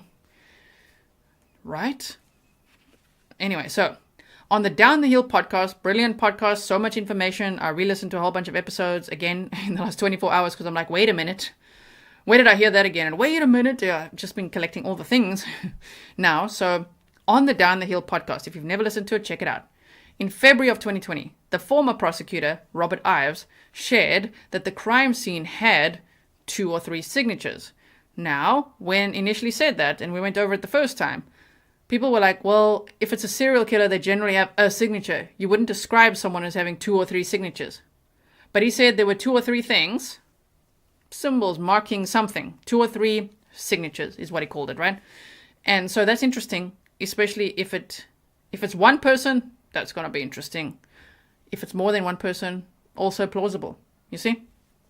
So they said, the defense says Richard Allen had nothing to do with this crime, but rather is an innocent man, a patsy for the police, arrested 26 days before an election. And that election was the re-election of Sheriff Tony Liggett, the one who they're putting the full spotlight on in this memorandum. Now, this little picture here is a rendering that a lady called Barbara McDonald, who you might have seen from Court TV, I believe she's a producer there now, and she's a co-host or producer of the Down the Hill podcast. Okay, lots of information in this case. I'm sure you've seen it all over. She shared this rendering that she had been shown, because I was wondering, where does this come from? Like, where are people getting this picture from? Because it's not in the document. So that's where the source was. That's where I found it, okay? Just so in case you know, in case you want to know where it comes from. Apparently, she had seen a rendering of what the marking on the tree was like, that they say looks like an F. And I put little red boxes around the 2 Fs it could be. One is for Anzus and the other one is for Fehu. Everyone was saying the Fehu one, but I think it's the Anzus one is more like it, but it could also just be blood spatter from a weapon. Barbara McDonald, yes. Yes, Stefan. You know? So did someone literally use a utensil or their finger or something to paint on a tree? Again, I'm going to say a bunch of dumbasses. It's not normally how it works, but okay. If they did that, then wow. Interesting. Like, were you drunk? Are you okay? Sure. What were you thinking? Or is it blood spatter from a weapon? Like a sword or like a Viking sword or something. You know what I mean? A knife or something. Who knows? But just bringing it to you so that you can see it. Caroline says, has any linguist looked at the symbols to tell us how many languages they look like? Why pick runes of all the non-Latin alphabets out there? Here's another picture, just so you could see the perimeter that they had set up. Okay. So, T3 says, gee, we so need some consulting from the great detective, John Kelly, criminal profiler John Kelly. He's got some videos out. You got to check it out. Criminal profiler John Kelly. There's new videos to check out. Okay. So, we continue on. Now, we've got to pay attention. Focus. I hope you're focusing anyway all the time. But here we go. Okay. Part 1 in this document. Remember, there's part 1, 2, 3, 4, 5. The crime scene. Trigger warning. It is upsetting. It is distressing. I cannot imagine what the family's going through. And I'm keeping this as absolutely gentle as possible. Okay, I'm not going to be spelling it all out for you. But I'm just going to show you like this. We're doing visual learning here. They said the scene was ghoulish. One victim was naked, one was dressed. Both had branches of varying sizes intentionally placed in a very specific pattern. Yes. Bernie says, this is such a deep dive. I have the bends. This is such a dark, creepy, tragic case. Gee, you go above and beyond other creators. Thank you. Thank you so much, Bernie Heaven. And as you can see, we're on part 1. We're going to part 1, 2, 3, 4, 5. I mean, we're going to be here for a while. Part 1. Okay, here we go. So, I've got the A here because this picture would represent Abby. And on the right-hand side, you can see an L, which would be for Libby. And it represents what they were describing, how they were found. So with Abby, they're saying there were sticks placed on her body in this asterisk type shape, which could represent, if we're looking at the Odinism angle, because it's a pretty weird way to put the sticks, right, as hagel, which means hail. Now, if you put this together and the F on the tree, if it is an F, it would mean hail Odin. Of some of the suspicious people they named in the document, quite a few of them on their social media do a lot of hail Odin all the time. So I wouldn't be surprised by that, really, if it was something like that.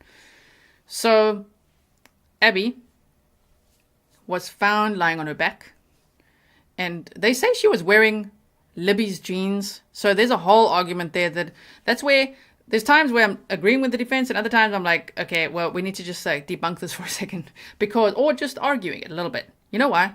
If they say Abby was dressed in Libby's jeans, she had her pink shirt on and Libby's sweatshirt. The thing is, she borrowed a sweatshirt and she was on the bridge with the jeans. Libby was not wearing jeans when she was last seen. It was grey sweatpants, from what I remember. And so I've got it. Magnetic Janet says, your crime scene drawing is better than court TV's, Grizzly. Oh, thank you. I worked very hard on it.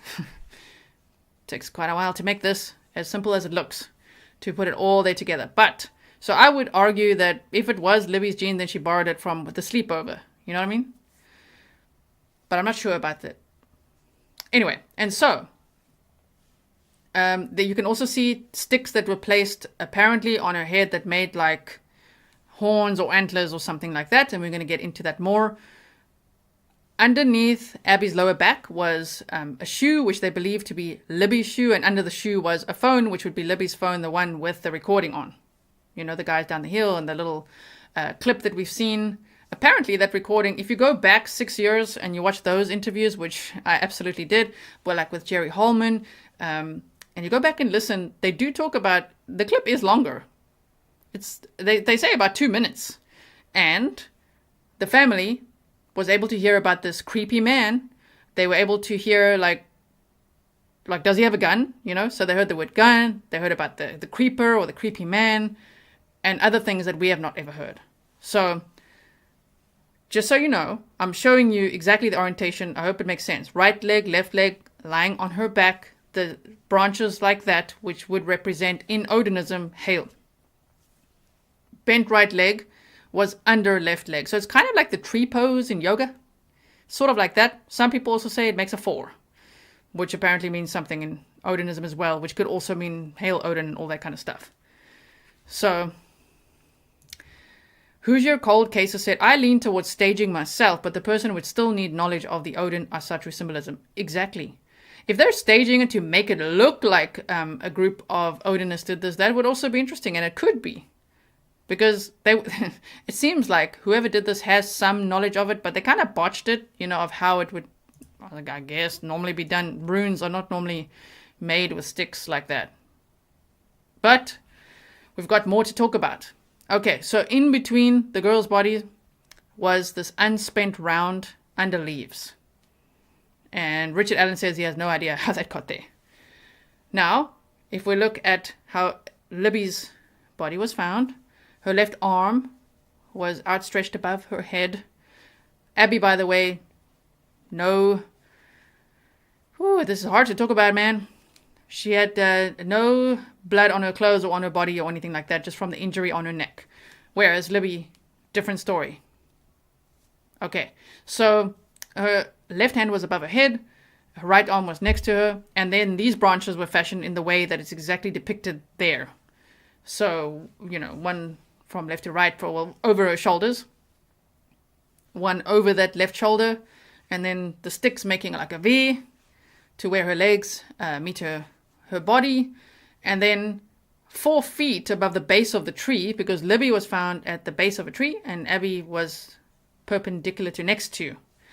So at this 4 feet above the base of the tree apparently was Libby's. It was actually painted apparently with Libby's blood, because they tested it, and it looks like somebody tried to make an F. Now, these 5 people that they're suspicious of, they had done other ceremonies in 2016, and at those ceremonies, the defense is saying they actually watched the video of one of those ceremonies, and one of the guys is filming everything while the other guy is pouring water at the base of a tree, and then he actually goes and marks the tree Like, I don't know if it's with his finger or what, but they didn't see what symbol he put on the tree, but they can see, okay, someone's filming, someone's marking, they've all got roles, you know what I mean? So, at first, the twigs were not very convincing to me either until I actually did this, and I'm like, whoa, that's very specific. And then to look at what they say, that in that asterisk, it would be Huggle, which means hail, and then the F would mean Odin, so it's hail Odin. So that's pretty scary as well.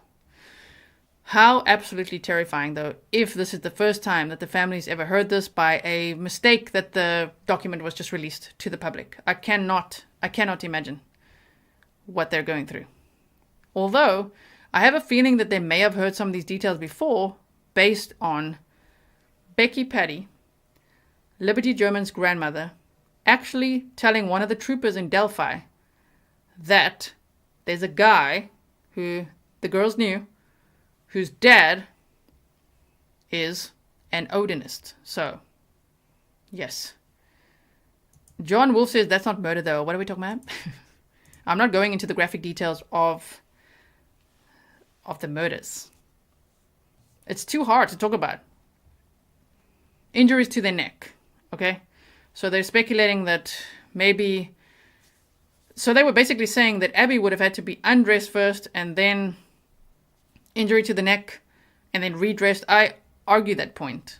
You know, I think it could be possible to not be undressed at all, depending on how they did this, for that to be the case.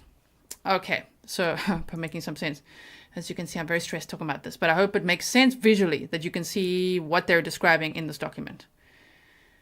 So, is February the 13th relevant? That's where I started, because they were last seen on the bridge on February 13th of 2017.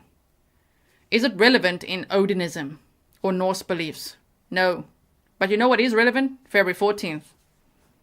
So, I've always had this feeling, this theory, and you can laugh if you want, that the girls may have been sent down the hill, maybe across the creek. Some law enforcement says everything was over by 3:30. I'm not so sure about that. Especially if they were found, you know, on someone else's property, where Ron Logan sometimes, you know, rented out his hunting cabins and barns and things. Could they have taken them elsewhere first? Some people who were searching throughout the night, there's many accounts say that they actually heard girls screaming in the night, and then they called the police to tell them, and they said, don't worry, we're going to continue the searches tomorrow. So you just never know. Because if they just waited for midnight, well, then they're going right into February 14th, which is relevant to their belief system. Very relevant. So we're going to get into that now. Thank you, CK. So therefore, February 14th is known as Valisblot. I don't know if I'm saying that right, Valisblot, or Norse Valentine's Day. Valisblot is named for Vali, Odin's youngest son, who is born, grows to manhood in a day, and avenges the murder of his brother Baldur. Unlike Odin and Thor, Vali survives. I'm so sorry if anyone is like, whoa, she's botching saying the names. Pronouncing it. Okay, pronouncing it. There you go. Avenges the murder of his brother. So, unlike Odin and Thor, Vali survives Ragnarok and is sort of a representation of new hope for the Norse. This is not really a day of romance, although some celebrants of Asatru, of which those 5 suspicious people talk about being part of this Asatru tribe. So they use the words interchangeably, you know? Okay, they do. That's what I'm saying. Not everyone does, but they do. So they say the celebrants of Asatru blend in the day's meaning with that of Valentine's Day. Rather, it's a day of remembrance and vengeance. Just as spring begins to blossom forth from the ground, winter must die. And with it, the traditions that kept away the bleak and cold of the long Scandinavian nights. While this is a blot or a sacrificial feast, many celebrants of Asatru prefer to eat a simple cold meal instead. So how out there would it be if they took it literally? I'm still going to say a bunch of double-digit IQ dumbasses would be like, if they took it literally, you just never know what they can do, okay? I hope it's not the case. I actually hope that none of this is true, because it's absolutely horrifying. The case is already horrifying enough. This is horrifying. So, here's some leaked texts. They are leaked texts, but just take this now with a grain or a pinch of salt, depending on where you are in the world, or a knippy soot if you're from South Africa or the Netherlands. I'm just going to read it to you, because what I did was I compared the search warrant for Ron Logan, okay, with the probable cause affidavit for Richard Allen, with this new memorandum, with all the press conferences and everything they said, and these leaked texts to see if there's any patterns. Is there anything in common? You know? So this person, David, said the coroner's report stated everything was over by 3:30, no SA. And then someone said, but I was told the report was not released. Becky Patty, Libby's grandmother, told me the families have not been told whether they were SA'd or not. And then this person said, and she lied to you. And they say, also, Abby survived until the next day she tried to crawl away, which is terrifying. Then there's another one that says, not even close. And they say, okay, this is a sick rumor. I'm sorry to have to show you this. Thanks for letting me know. They say, no, that's not her or Libby. Abby was placed there on the ground like a doll.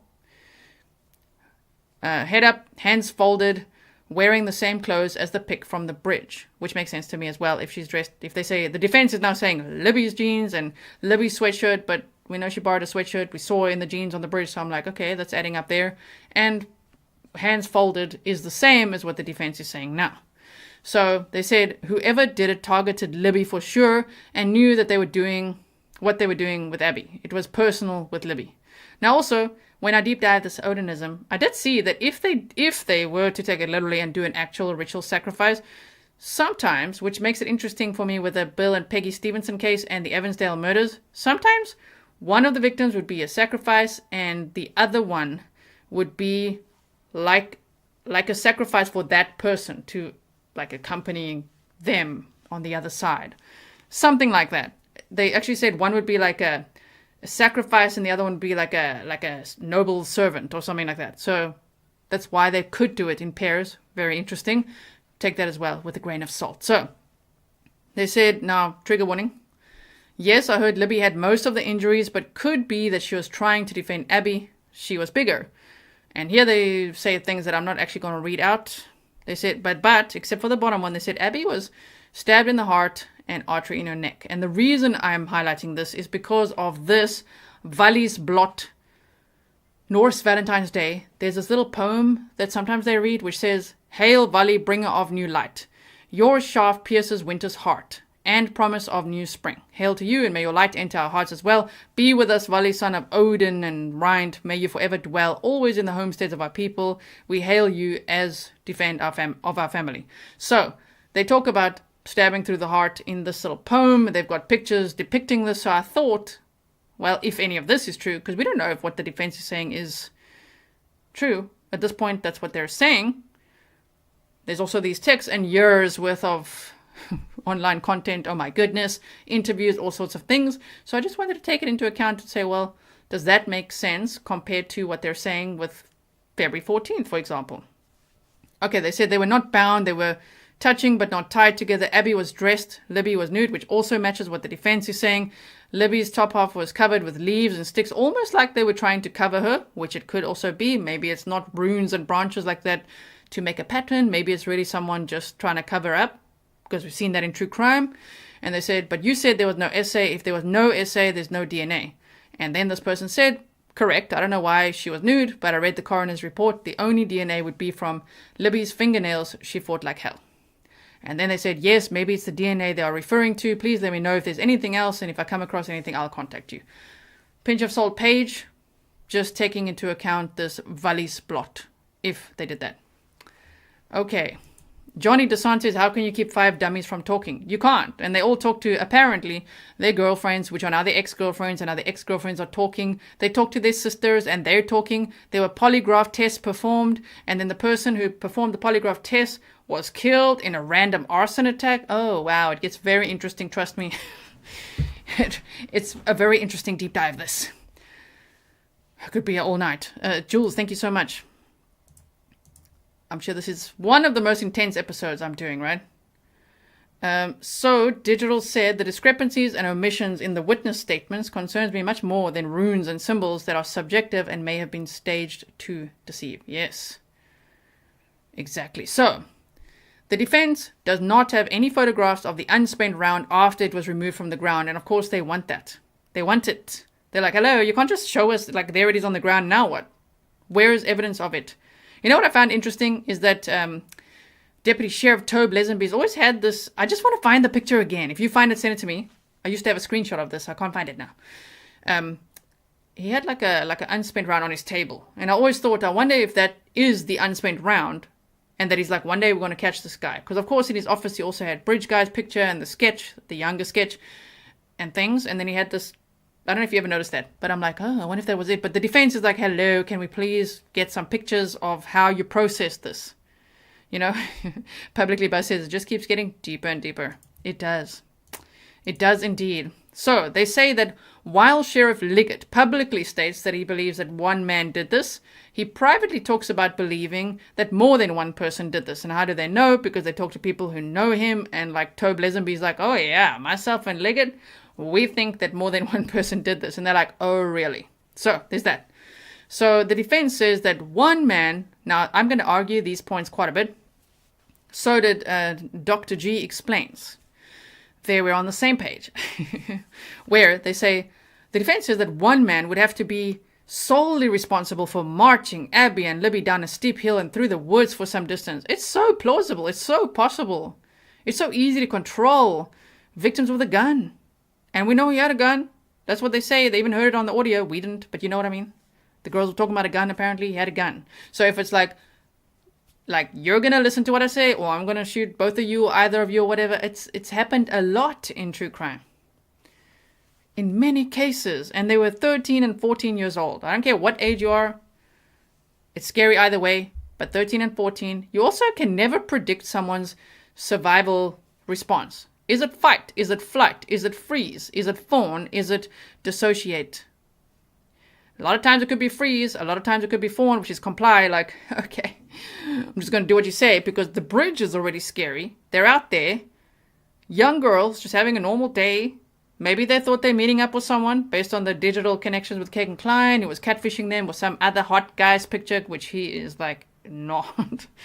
Shame, Kegan Kline, definitely not. Okay, whoa. So maybe they were like excited for that, and it's just, what a weird coincidence though. But you just never know. And then this guy comes along and says guys down the hill with a gun. You know, so one man can. He absolutely can. I'm going to say it there at the bottom. In my opinion, it's plausible that one man committed this crime. It is plausible, which you might say, but then what about all this other stuff you're saying? Hey, we're exploring all the options. To me, it's plausible that it's more than one person. I've always felt it in my gut that there's someone else involved. But it's also plausible that it's one person. Lone wolf, you just never know. Okay, and so they said they say that the creek was 3.5 feet deep. They say, Richard Allen wasn't very tall, so they say he would have been soaked. My argument is, well, then so would the victims, but they don't say anything about them being wet or their clothes being wet besides the ones being found in the creek later. So if your argument is, no, the water was so deep, he would have to wade through there, so would they.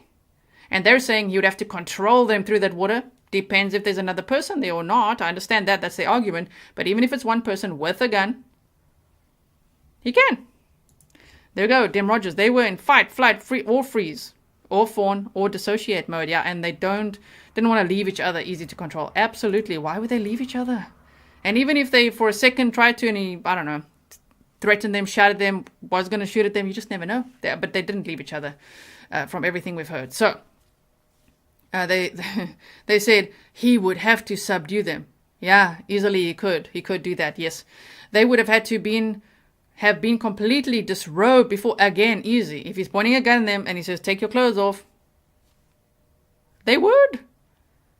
It's so scary. So they say that Abby was wearing 2 bras and that the killer would have had to carefully lift her and dress her post-mortem. Again, I'm going to say there is no reason that she was undressed. She may have not been undressed. They're basing it on no blood spatter being on the clothes. But I just don't want to describe the ideas I have of why it's possible for that not to happen.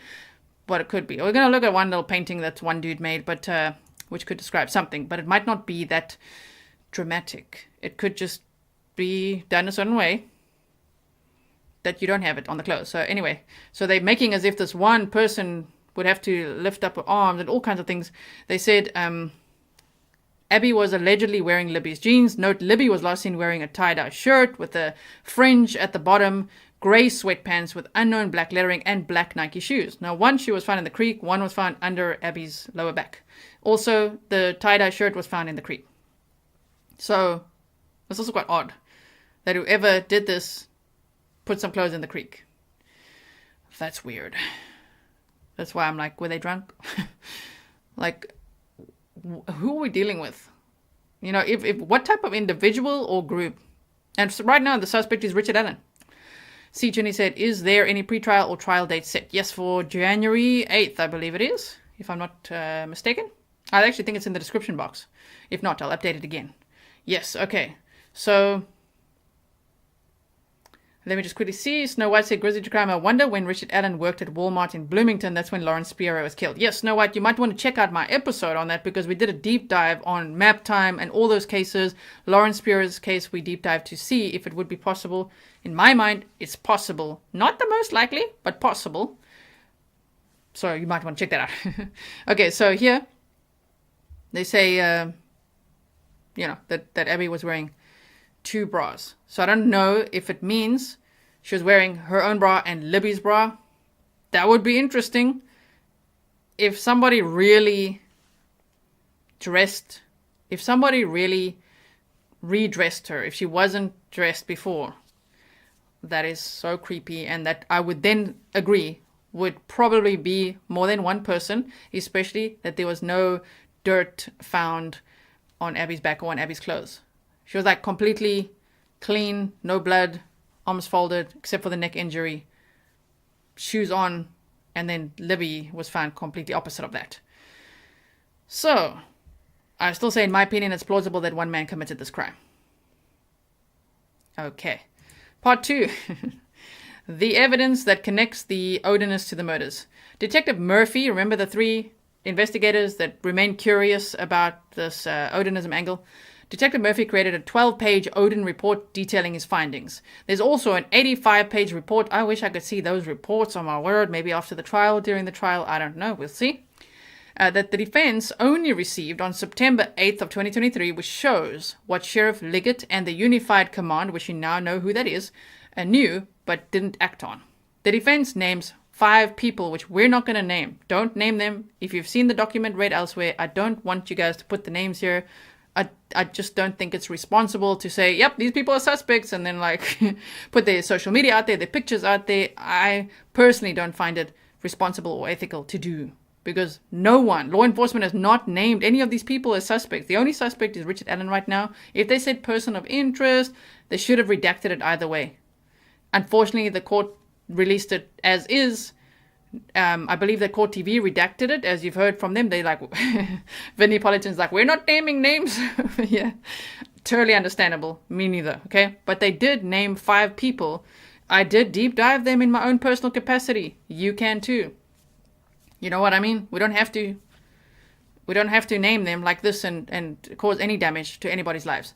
So, they're not even innocent until proven guilty. Right now, they're completely innocent. Right? So, the defense names 5 people that they believe are responsible for the murders. Some were questioned in the early stages of the investigation, and they cleared them as suspects, which of course are put like this because nobody's cleared. Doug Carter said it at the last press conference again. No one's cleared. Hey, the investigation continues. Nobody is cleared. They're still looking into a lot of things.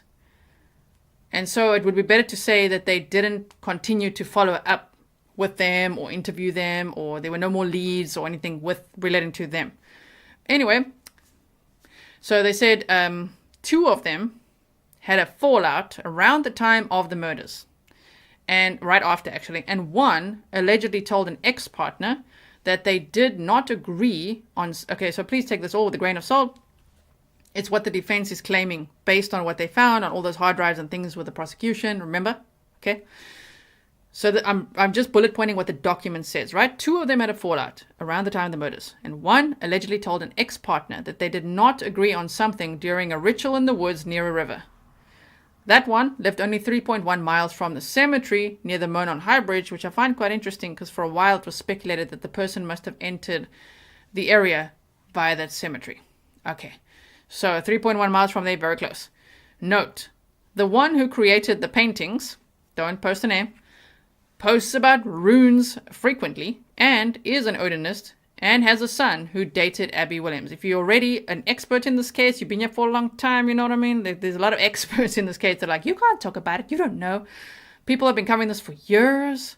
They've been in it. I started covering it last year, okay? Even though I followed a lot of things before I was on YouTube. It's always been a very, very interesting case, this. The point is, wait, when we look at this, now I'm losing my train of thought. Wait for it. One created paintings. Oh, yeah. That picture is out there of Abby with this guy, with this boy. But the dad says he never met Abby. He says he never met her, which is important because I was thinking, well, if the defense is speculating that he is bridge guy or that he is involved, wouldn't Abby recognize him immediately and be like, hey, that's my boyfriend's dad?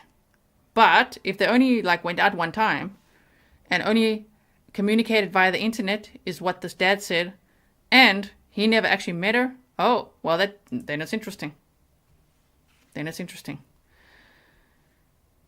Jules of All Trades says, why are the cops not doing anything about the fact? I believe that he was 16 at the time and she was 13, yes.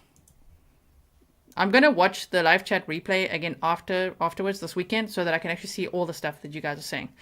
Jules of All Trades, True Crime says his voice sure sounds the same. Just saying, I know, right?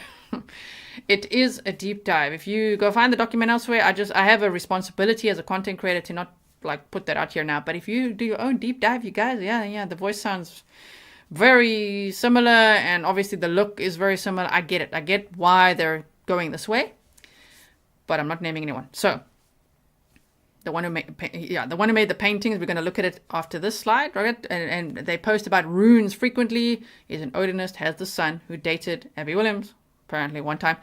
This man said he was in Delphi every weekend visiting friends and attending Asatru ceremonies.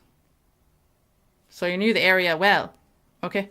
One of them told their partner, one of these 5 suspicious men told their partner at the time, now an ex, so the exes are speaking out, that the other one and his crew was responsible for the murders and for the Flora fire that killed 4 little girls. So that's very interesting how one of these suspicious guys is telling his girlfriend, which is now the ex, hey, when she started asking questions about what happened with your fallout, why aren't you friends anymore? And he talked about this fallout after the ritual that went wrong or something they didn't agree with or whatever it was.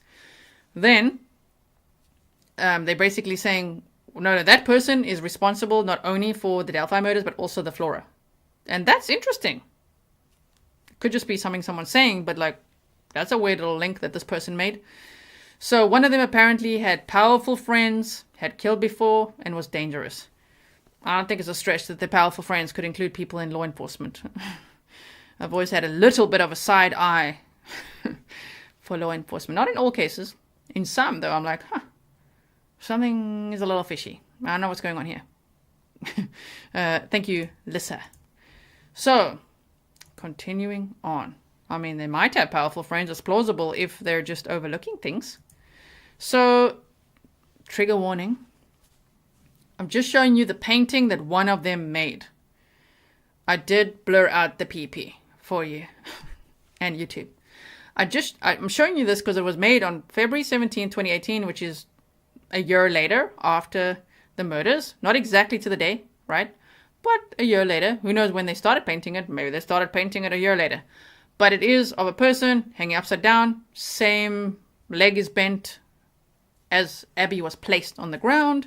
And then I'm pointing there, which I don't know if you could see properly, but there is an F that they made there in red. So the arrow that I made is pointing at it. Interesting. Could it just be some dude out there making paintings because he's an Odinist and he wants to show that? Sure. But the ex was very concerned about it, which is why it came up.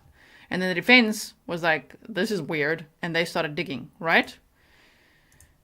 Okay. So in January of 2017, this person said, this is from one person's social media. They said, Odin is calling. Are you ready? Well, that's 1 month before the murders. Okay.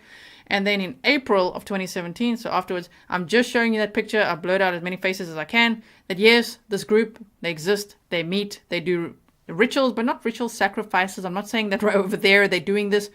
They meet, there's people of all ages there. Their sons are often part of it too. Many of them, of this Asatru, which is also Odinism, but they call themselves like a tribe of Asatru. They say it's very popular with people that have been in the military. Many of these dudes were in the military, and their sons are also going to the military. Okay, so there's that. And so I'm just showing you the picture so you can just at least see a visual representation of, yeah, the groups meet. There are groups, brotherhoods with belief systems that meet up and do rituals. Okay, so the defense has named 5 suspects in their arguments that their client is innocent. The man who made this painting moved twice, like right after the murders, and he got a new car shortly after the murders. This man was the one to videotape the ceremonies that he attended. I find it interesting because, of course, with the search warrant for Ron Logan's place, for the search warrant for Kegan Kline's place, for the probable cause affidavit for Richard Allen, for that search warrant as well, actually, search warrant first, they're always looking for digital. It always felt like, were they filming things or taking pictures, trophies, or what? Because they're really looking into the digital aspect of it, like digital evidence of this crime. So that one man was known to videotape ceremonies that he attended, which is what I mentioned earlier. That's what the defense is saying. They actually watched one of their ceremonies from 2016. And the dude that made the painting is the one who films the things. The one whose son dated Abby. Okay. Hope you guys are all following. The point is, one of the men was responsible for marking a tree during this film ceremony. So they all got their roles. One films, one marks a tree. They do their thing. So there we go. Okay, I hope it's making sense that I've broken down a lot of this document for you because, my goodness. Yeah, Lilac Bree says the Wabash River. Remember that? They were searching that as well? Yes, indeed they were. So the man who made the painting was interviewed by the FBI 3 days after the murders. I'm like, whoa. Apparently you got a text that night. They say February 13th in the evening he got a text about the missing girls. Interesting. And then 3 days later, the FBI, were they even involved then? But they're like the FBI. So is that a claim or did it really happen? I don't know. They say the FBI interviewed this person that made the painting, that films the rituals and posts a lot about runes and all of that. Very passionate Odinist. He was raised as a only child. I'm also only child, okay? Only child. Dad was a minister. And I just wonder, because he has 3 kids and all that, if Doug Carter's references to the shack refer to him at all. Is he like directly talking to him? Because if you read the plot, I'm like, could be. You just never know. But they say, that's just speculation for a second there. Okay. One of the 5 men. Oh, wait. So they say that the defense is still asking for a copy of this interview. Yes. Show them a copy of the interview. One of the 5 men named allegedly confessed to his sister that he was involved in the murders. They say that this guy's brain worked like a 7 to 8 year old. That's where he had the mind of a 7 to 8 year old, but he's an adult. Okay? And he apparently got home and confessed to his sister that he was involved in the murders. He also, that's the one that said, I have a brother now and I'm like in a gang, but also I was there on this trail and by the bridge, and there were these 2 girls and there were 2 other people with me, and you know, he's like, I'm going away for a long time, and he was really worried. And also trying to give a blue jacket to one of his other sisters. Very interesting. So, one of the 5 men named allegedly confessed to his sister that he was involved in the murders. He also asked a state trooper. Now, listen to this. It's worse than Kegan Kline's Google searches. Which is interesting, though, that Kegan Kline was like, how long does DNA last? Like, I mean, was he also part of this? I don't know. I don't think so yet. I don't think so. But I'm just saying, that's a weird little Google search. This guy asked the state trooper if they found his spit on one of the girls and he could explain it away, would he still be in trouble? Well, he told his sister that Abby was a troublemaker, which is the reason they made the horns out of sticks. So he's giving details to his sister that she doesn't forget, apparently. Yeah, Jules of All Trades is trying to give a blue jacket away. Yeah. And she was like, I have a jacket. He's like, take it. She's like, no, I have a jacket. I'm okay, you know? So, isn't that interesting? That he's like, if they find my spit on one of the girls and I can explain it away, am I still in trouble? Ooh. And yes, he said Abby was a troublemaker, which was the reason for the horns made of sticks. Officer Greg Ferenczi and another officer learned of this confession. They learned of this confession. And FYI, Officer Ferenczi was shot in 2021. Dead. Came out of his workplace. And this guy called Sean Meehan shot him. That's a picture of him on the top right. Horrible. So he's one of the ones that learned of this confession, and it might be unrelated. But what kind of loose cannon was that? Who the heck is this guy that shot him and why? So, Officer Ferenczi was shot in 2021. Could be unrelated, just adding for info. Then, Sergeant Stephanie Thompson was killed in an arson attack. One of 37 arson attacks that are undetermined. They just can't determine what the source of the fire is, just complete mystery. Wow. Like Flora. 37 of them in 2022. But Sergeant Stephanie Thompson was killed in an arson attack on February 17th of 2022. She conducted the polygraphs on that man's sister, because the sister went there 2 to 3 weeks after the murders to say, whoa, like he's telling me this and this and this and this, and it makes sense now because now I'm learning about the case, and oh my word. And then again, she went in 2018 and she's like, listen, wait, what happened to my tip? Like, what is going on? Because he still talks about it. I think he's involved. She went there. So there was a polygraph test done. The Sergeant Stephanie Thompson, who conducted the polygraph test on that suspicious man's sister, and she passed it, by the way. And the same sergeant who conducted the polygraph test for the Flora fire case, dead in an arson attack. Unexplained. And I'm like, that's another can of worms. I'm just like, now I'm not trying to make a conspiracy theory. I'm just like, that there's a lot that scares me about this case. And the community, some sound lovely, some in law enforcement and authorities, and don't even get me started on the mayor who became the deputy prosecutor. Don't get me started, but like, whoa, there's a lot of things that are like, okay. Now, one of the men who confessed to his sister tried to give her his blue jacket on February 14th of 2017. So I'm just building the layers. You heard it before. We're hearing it again. Like the next day, as in February 14th. He's like, here, take my blue jacket. He said he had a brother now. He was in a gang. So this lady drove to Delphi, as I say, 2 to 3 weeks later after learning about the murders to offer a tip, and then followed up in 2018 with the help of another lady. She got the help of a friend, like, listen, bestie, can you help me? Because they're not hearing me out. So the friend went with her, and they shared the information. This guy said, I am in a lot of trouble. I'm going away for a long time. I was on that trail and that bridge with those girls when they were murdered.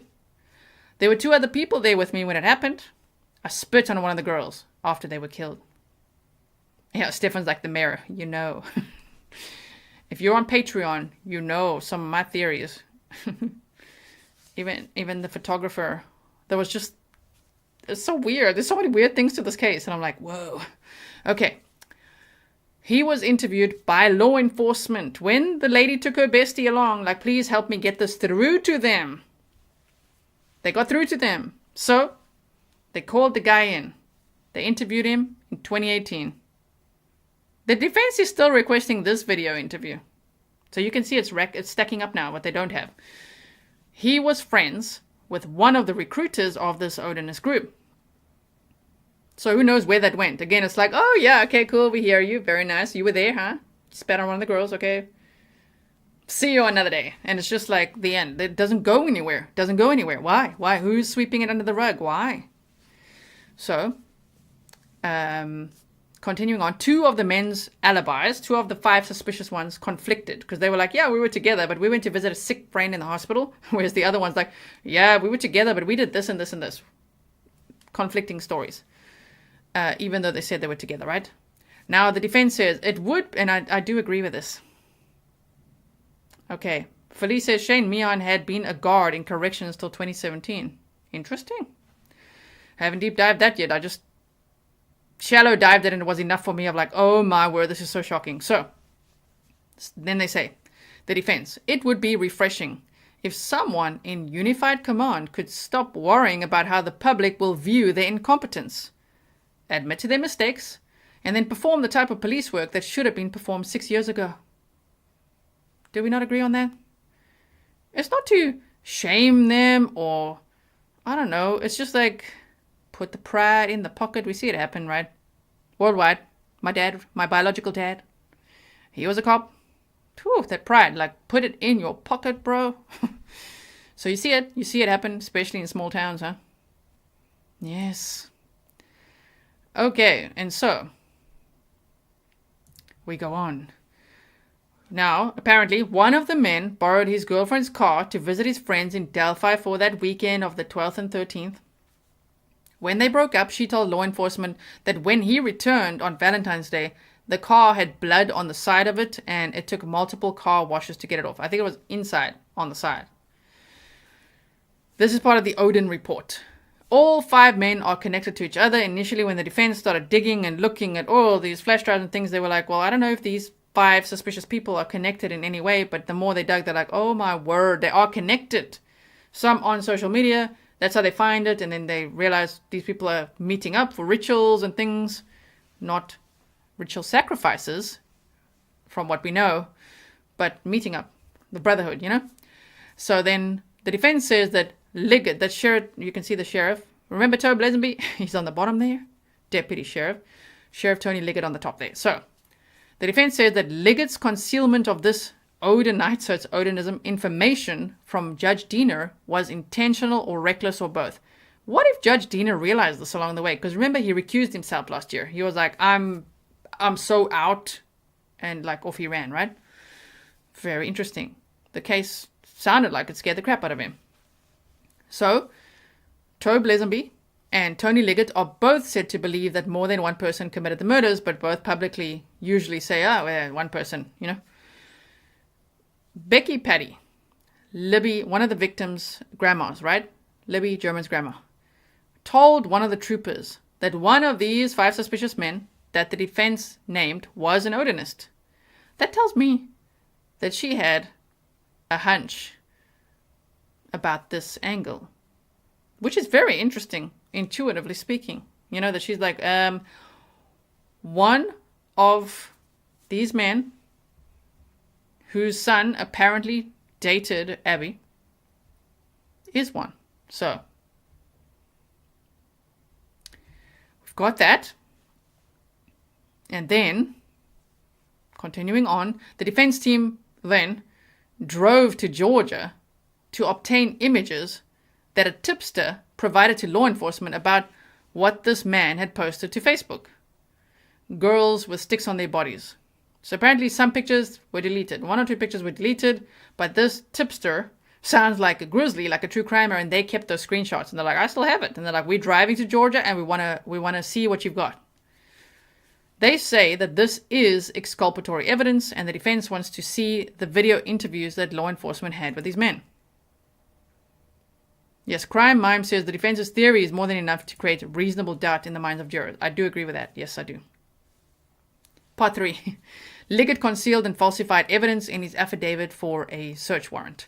The defense names a witness who said, again, I'm not going to say the names either of like this witness and that one. They named a few others now.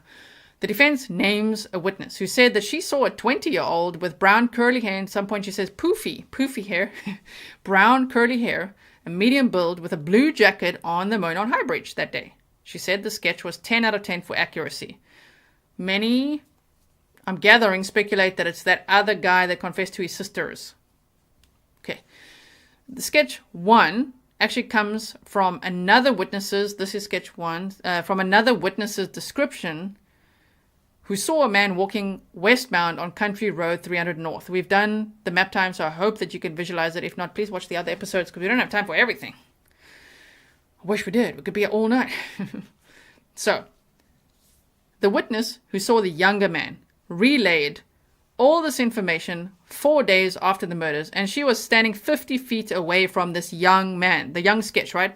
4 days after the murders, she's relaying all this information. This person's on the bridge, they're wearing a blue jacket, you know, and they're in their 20s, so I don't think it's bridge guy from the video we've seen. That guy looks a little bit older in my opinion, but you never know.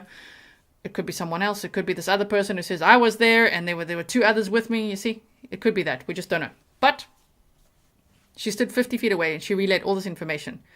But you see, law enforcement put that on ice. They just put that to the side. And then 126 days later, another witness said, she saw this guy while she was driving, and she described what she saw while driving. So one person is standing there looking at someone, much clearer face descriptions. You know what I mean? Because it's like she's standing there like, oh my word, okay, I saw him. Law enforcement's like, we'll just put that to the side for now. This lady comes along and is like, I was driving past, but I saw this guy wearing this hat and this and this and this. And so they decide, yep, that's the sketch we're going with. Everybody, we're releasing this one. So the young sketch was actually created first, but released second, and 2 years later, by the way. This is the one they released first.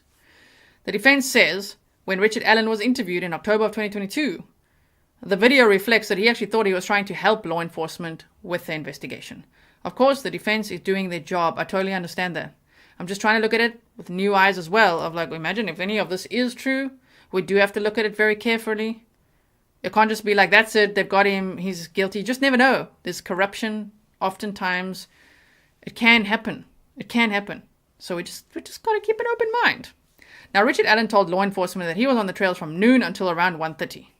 A witness saw a car that resembled a 1965 Ford Comet, like her father owned, parked at the old CPS building. So now we have another car in the mix. We've already heard about a purple PT Cruiser, a smart car, and now we're hearing about a 1965 Ford Comet lookalike that the lady's like, it's just like my dad's. We've never heard about a black Ford Focus. But how do I say this? To argue the point, I don't know, man. I'm not good at just recognizing cars. I might say, well, I don't know, that was a smart car, when meanwhile it wasn't. In that way, I'm a typical lady. Sorry, ladies, if you're really good at cars, but I think you might not be the majority, right? Anyway, so the point is that the defense is saying none of these people saw Richard Allen's car parked there, and he was there from noon till 1:30. So imagine if he really went to the bridge and he really was watching the fish and watching his stock ticker and in his own little world and then went home. You know what I mean? Imagine if that is even possible. And then there's all these other dudes, I don't know, and different cars and things. So anyway, just take it with a grain of salt. Witness saw a car that resembled a 1965 Ford Comet, not a black car either. So remember they said like a black smart car, a purple PT Cruiser. Richard Allen's car was a black Ford Focus, and now they're saying this was not a black car. They didn't say the color, so don't take it as red just because you see red. I don't know. They didn't name the color. 65 Ford Comet. So that was around 2:15 p.m., which the defense is saying Richard Allen was already at home. So ever parked there, and when this lady, the witness, saw the car there, that's somebody else's car. Sheriff Liggett literally physically heard the description with his own ears. He sat with these witnesses directly from this witness, and according to the defense, chose to ignore that the car and the description of the male she saw did not match Richard Allen. So they're basically accusing him of confirmation bias, or saying, nope, this is the guy, this is him, this is the car. No matter what you tell me, yeah, no, I'm just going to put that to the side. So that's what the defense is saying, right? The witness who saw a muddy and bloody person, remember that from the probable cause affidavit, walking along Country Road, apparently told Sheriff Liggett that the man was wearing a tan jacket, not a blue jacket, and that they were muddy, not bloody. Apparently she never said the word bloody. So I think the defense has been talking to these witnesses, and they're like, did you say that? And now they're like, I didn't say bloody, I said muddy. So that's also interesting. Defense says that Richard Allen was at home when all of this happened. So what they're saying is that Sheriff Liggett, and everyone that got this search warrant going and started looking at Richard Allen, lied to Judge Diener, didn't give him all the information, twisted things to suit their narrative, is basically what they're accusing them of, right? Whether it's true or not, we don't know.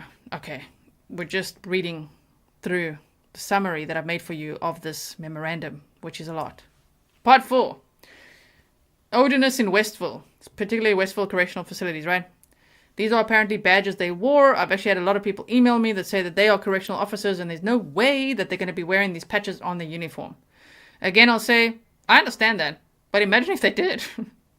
Imagine if they did. How much worse would that be? But I don't know why the defense would completely make this up. I don't know. To create reasonable doubt? Maybe. But anyway, this is what they say. During one memorable visit on May 4th, 2023, myself, Attorney Baldwin, and Attorney Rosie met with Richard Allen to discuss matters involving the case. At this time, Richard Allen was in a mental and physical state of deterioration and was nearly non-communicative. During the visit, Richard Allen repeatedly asked whether or not his wife was okay and if his family was okay. He claimed on a couple of occasions that they were going to kill him. When asked who he was referring to as they, Richard Allen responded by saying the guys with the Odin patches. So that's interesting. If he said that. But just remember what I told you from earlier to remember. If they're claiming he was delusional and schizophrenic, and they're throwing all the words out there, right? He was schizophrenic, delusional, mental health deteriorating. Well, then you got to really take this with the tiniest grain of salt. If he's now like the guys with the Odin patches, you know what I mean? Then you can't really take that in. Seagate 1, congratulations for being a member for 12 months, and thank you so much. So, Richard Allen responded by saying they are the guys with Odin patches. Up to this point in the legal process, Richard Allen's defense team had never mentioned Odinites. Well, one, I hope not. It's Odinists, but okay, or Odinism to Richard Allen, either directly or indirectly. So they were shocked. Basically, what they're saying is like, whoa, he's mentioning this now? Anyway, the first time I'm aware, but he has to have some knowledge if he knows that it is the guys with Odin patches, although it says in Odin we trust, apparently, allegedly. Stacy says, I need a new notebook for Delphi. I told you guys, bring your notebooks. Bring those grizzly teddies you got.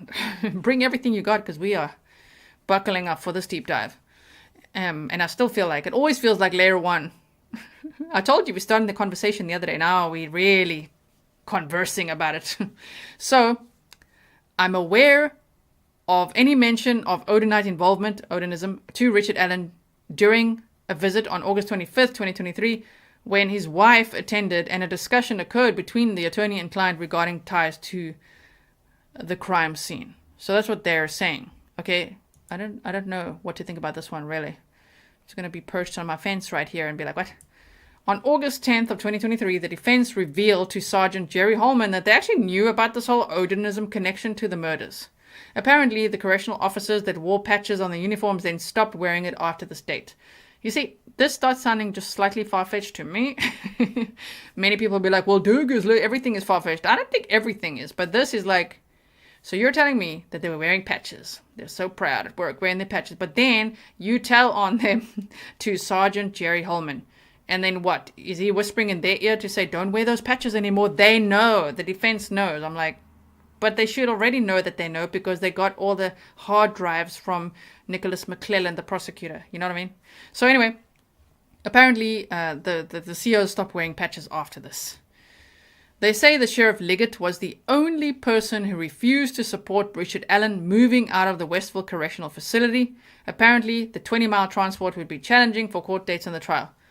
Why would it be up to Sheriff Liggett only? Why is it not the judge? Because to me it sounds like it's actually the judge, so I'm not sure about that either. Apparently, these two sergeants that they're referring to with the patches actually have public Facebook pages posting their Odinist runes and altars, and they're liking each other's pictures, so I could not find them because they just call them Sergeant such and such, and I just couldn't find them on Facebook.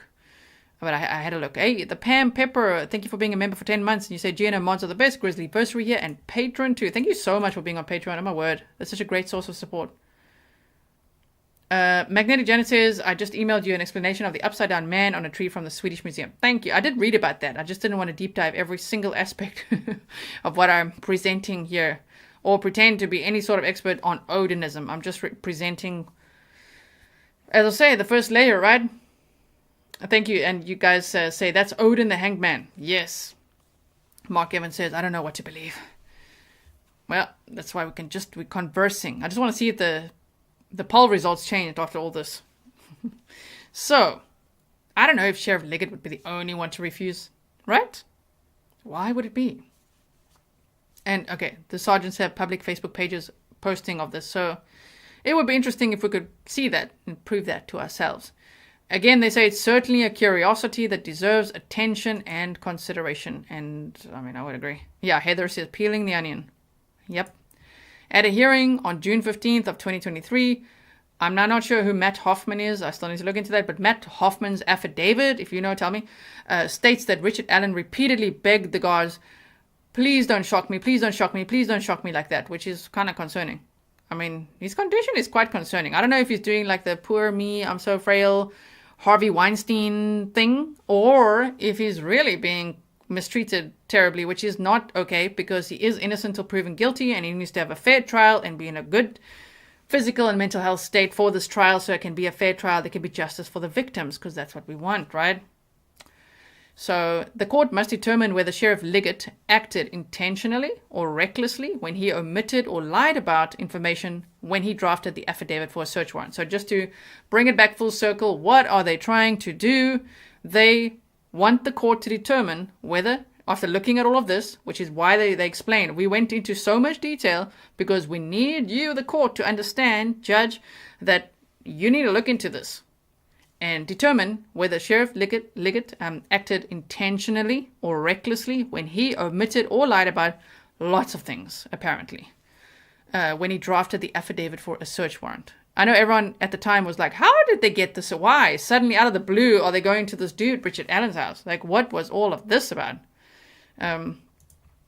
So, I guess now we know. A little bit. Cherry said, R.A.'s mugshot scares me. There's no life behind those eyes. I know, right? What a complete transformation, not in a good way, from then. He looked really scary then.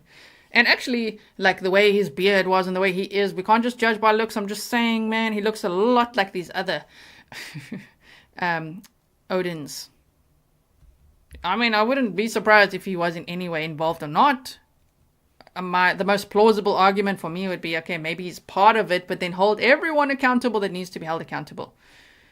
So I'm still on the fence. I'm not like, oh my word, he's completely innocent. He is innocent till proven guilty. Haven't made up my mind on many of these things. I just wanted to open this whole can of worms with you. Be like, look at this, you guys. So, part 5, Richard Allen has no ties. That's what they say. Part 5, Richard Allen has no ties to Odinism or any religious cult and no ties to the crime scene. Sheriff Liggett has testified under oath that there's no DNA linking Richard Allen to the crime scene. So that's interesting. If they testified under oath in the depositions, there's no DNA tying him to the crime scene. Which is quite odd when you hear the former prosecutor Robert Ives' interviews and things, and he's saying, you know, lots of the interviews when they're like, there's a lot of DNA, there's a lot. They just, even along the way, you know, when other law enforcement officers spoke, they're like, oh no, we got it. It's just, we're trying to figure out who it all is and all of this kind of stuff. So it's like, but nothing from Richard Allen, huh? And if it was someone by themselves, how in the hell are they fashioning branches and doing all of this without leaving any DNA? It's a bit odd. It's a bit odd. Papa Bear says, if I were in the jury at this time, I would certainly have genuine doubt. Yeah, I think the defense team has successfully done that for the public jury that we are. Jules of all trades says, but didn't he burn his cat in the burn pit? Because if so, I don't know about that, because that is interesting as well. But because they looked in the burn pit at Kegan Kline's house. They also did this at Richard Allen's house. They talk about the strange hairs that are found, you know, at the scene, and it's very interesting. Of course, there's been many theories along the way. This would actually be one of many theories along the way. What scares me is that it's obviously the defense team. Why would they put their entire careers and lives on the line if this was all made up crap, you know what I mean? I don't know if they would do that. To me, I think we need to look at it carefully. There's a lot of strange things. There's strange coincidences and things happening in the area. Like all the arson attacks, which are just completely undetermined. It's really, a lot of people have deep dived that. I don't know if you've seen that. When people cover the Delphi case, also obviously Flora fire, and then all the other arsons. It's just like, it starts getting really weird. And then you look at all the other ties too. Well, let's not get into that now. So, they're also not aware of any electronic or digital, etc. evidence tying Richard Allen to the crime scene. Sheriff Liggett testified that he's unaware of any evidence linking Richard Allen to any weird religious cult group, which, okay, if he's like, any weird religious cult group, okay. You mean Odinism? Okay. Jerry Holman testified that there's no DNA or fingerprint evidence linking Richard Allen to the crime scene. Nothing from his phone or computers connects him to the murders or to the victims. There's no evidence that he is connected to any other suspects, suspicious people in this case either. And the problem I have is that none of those suspicious people's phones were checked. And when they just asked him, so can we see your phone? When they're lying about their connections, they're like, oh, no, I don't have it anymore. I cleared it, or I threw it out. I got a new phone or whatever. It just sounds like I really wish they would have done a deep dive on all those people. You know? I mean, us as the public can do a bit of a dive and be like, well, that certainly looks a bit suspicious. But I really wish law enforcement would do it. Maybe they have done it. I don't know. So, Richard Allen spoke to this guy here, Dan Dulin, in a grocery store and said he was on the trail that day. I don't know if you remember this, but remember when they said there was this early tip that there was a clerical error, which is why they kind of lost that early tip. Well, they're expanding on the clerical error, where they said that Dan wrote a report and filed this as Richard Allen Whiteman. Richard Allen lived on Whiteman Drive at the time. Someone the other day said that's very significant. I can't remember why. But that's how he filed it incorrectly. It was filed that way. And also, the defense is saying, well, if they're saying Richard Allen, Dan is saying Richard Allen was on the trail between 1:30 and 3:30. If the defense is saying, what if Dan asked him, hey, were you on the trail, between 1:30 and 3:30? And if Richard Allen's like, oh, yeah, I was there. But I was there from, noon until 1:30. That could have been written down as yes, he was there, okay. And now filing it as Richard Allen Whiteman. So there are clerical errors that happen. Unfortunately, it can happen anyway. But damn, there's quite a few in Indiana. Even just in this case, with documents that are released and then taken back and then released and then sealed. And remember the whole probable cause affidavit thing? Oh my goodness. Yes, Stefan, clerical errors, unfortunately, are quite common in that county. It's very unfortunate. Just like the guy who was just released from jail. And now there's a manhunt for him. Imagine him on a clerical error. They're probably like, okay, come with me, grab your things, we're just going to let you out now. He's probably like, okay. Now they're looking everywhere for him. Wiss says they are not finished investigating this, in my opinion. And that's exactly what Superintendent Doug Carter said at the very last press conference. That's what he said. This is not over. He kind of says, this is the beginning. It's far from over. We're only... looking at all these tentacles now and all of that. I'm like, ooh, tentacles. Look at all of them. Can we help in any way with bullet points for tentacles? I hope so. So Dan said that he checked his recordings, but he couldn't find one for this Richard Allen interaction. He said usually he will record it, but he just can't find it. So it's another one of those things like the 5 suspicious men, the video interviews. The defense just doesn't have it. They're like, can we have it? They're like, oh, we'll still get it to you. I mean, are they ever going to get it? I really hope so. I hope that a lot of these things didn't just disappear along the way. Sure. So that's that. Is my voice going yet? I think I'm still good. Now, they finished it all up with saying, I think, how many things? 7 things. 2, Richard. So number 1 was already there. 2, Richard Allen owns a blue coat, as do millions of other men. Richard Allen owns guns, as do millions of other men. He owns knives, as do millions of other men. Valid argument. We actually all said that, at the time when they arrested him, but he's got a blue jacket. We're like, so many people have blue jackets though, and knives and guns, and how do they know that this is the guy that they need to arrest? How do they know? And they're like, oh, all you have is that unspent round, and that the markings apparently match his specific gun that they found at his house. Well, that's interesting. It's also the same caliber gun as law enforcement uses. So I don't know, it's just interesting. And they say that sometimes that could be debunked, as junk science, but we shall see. In trials, sometimes it doesn't go so well, so we shall see.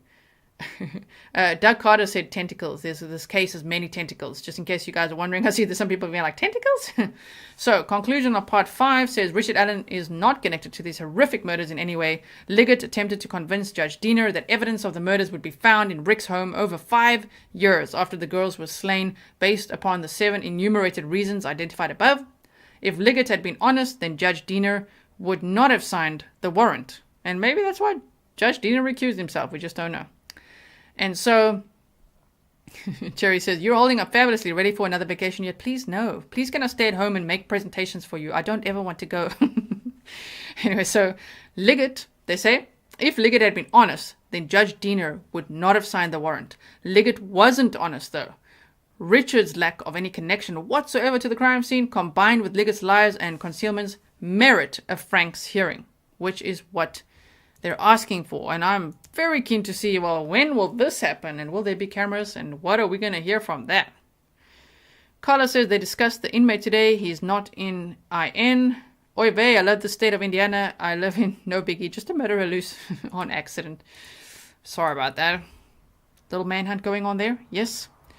So what Kayla's talking about is what I just referred to, is that there was a clerical error that just happened this past week in Indiana, where they actually released an inmate that was someone that was just like checked into the jail, on charges of murder and all sorts of things. They released him on a clerical error, and now there's a manhunt for him. And the clerks two of them were fired. So clerical errors do happen. It can happen anywhere, but they sure happen quite a bit in Indiana. Sorry about that. Okay, C. Chinny said, what's a Frank's hearing? So you're going to have to please watch the replay, because, look, we went over all of it. What is a Frank's hearing? A legal proceeding in a criminal case where the defense lawyer attempts to traverse a search warrant, which means that the defendant challenges the truth of the information used to support it. AKA, they want the search warrant thrown out because they say there were lies in getting it in the first place. They say the search warrant was illegal, which is a huge deal if they manage to successfully convince the court, the judge, that is the case. Because do they then have a case against Richard Allen at all? Will there be no suspects then? Is it going to be like ground zero? We've seen it happen before. There were many persons of interest in this case. Do you remember? All along the way, so many of them. Okay, I wanted to quickly show you something here. So that's my presentation. If you didn't watch all of this with us today, I would highly recommend checking out the replay. I am going to do all the timestamps for you, as I always do. So that you can easily navigate to it, because there's a lot there. It won't make sense if you just caught like the tail end of that, right? Okay, so I'm just going to show you this quickly here, based on everything we just heard, because I found some of these statements quite interesting. This is from my Delphi case file that I made for you guys. This is from a press conference, as you can see, from 7/17/2017. Is that 2017? February 13th. There we go. February 13th, 2018. There we go. Okay, so just listen what he says here. I just want to make sure I've got the right place. Yeah. It's interesting. And at the time, I don't know if you remember, I really picked apart everything that Superintendent Dakota said, because some things were strange. And now I'm like, with this new angle, I'm kind of starting to understand what he's saying when I read between the lines.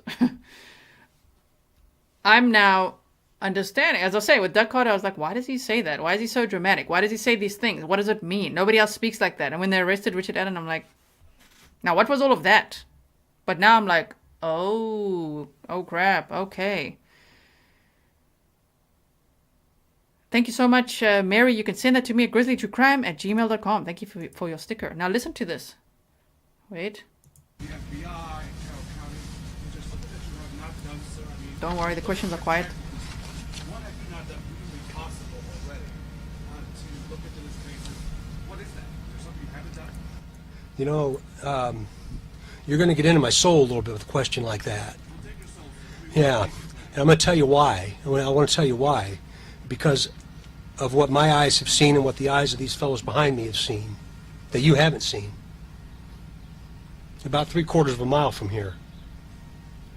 There is not a day goes by at the end of my day that I don't think is tonight the night that I'm going to get a call that something bad happened to somebody that I represent, an Indiana trooper someplace in Indiana. Why is that, sir? Is tonight the night that I'm going to get a call that something bad happened to someone that I represent, to one of the troopers? You see what I'm saying? If you were to think of a group, a brotherhood, people that threaten. Interesting, right? Yeah. Or is there something that we haven't done that we could do? Is there a level of support that I have not given to this sheriff or Jerry Holman and the multitude of resources that we have here in Carroll County? What are we missing? You see, we're human beings just like you. And this continues to play in our minds. Every single morning I wake up and I realize my phone might have rang, but everybody's okay. But is today the day in Delphi? You see? Do you get what I'm saying? Just listen to it with new eyes and ears, if you can. Just for a second. Consider it. Dana says that image was Thank you so much for my tarot deck. I think it was Odin, though, because he's this guy that painted it is a very passionate Odinist. Thank you, Dana. Today, the day in Flora comes to my mind every single morning, and sometimes in the middle of the night. So I appreciate the question, Raphael. The answer is absolutely yes. I can speak for myself, and I can't even fathom what the folks standing behind me must think and the way in which it's affected their lives.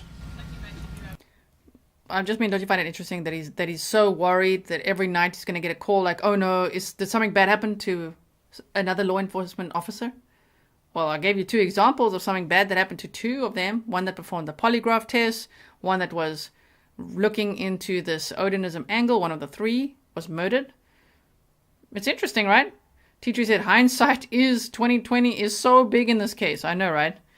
Rob says Doug has always sounded suspicious. I mean, he sounds sometimes very dramatic, and sometimes it could come across a little red flaggy. But the more time goes on, the more I'm understanding the read between the lines language that he's using.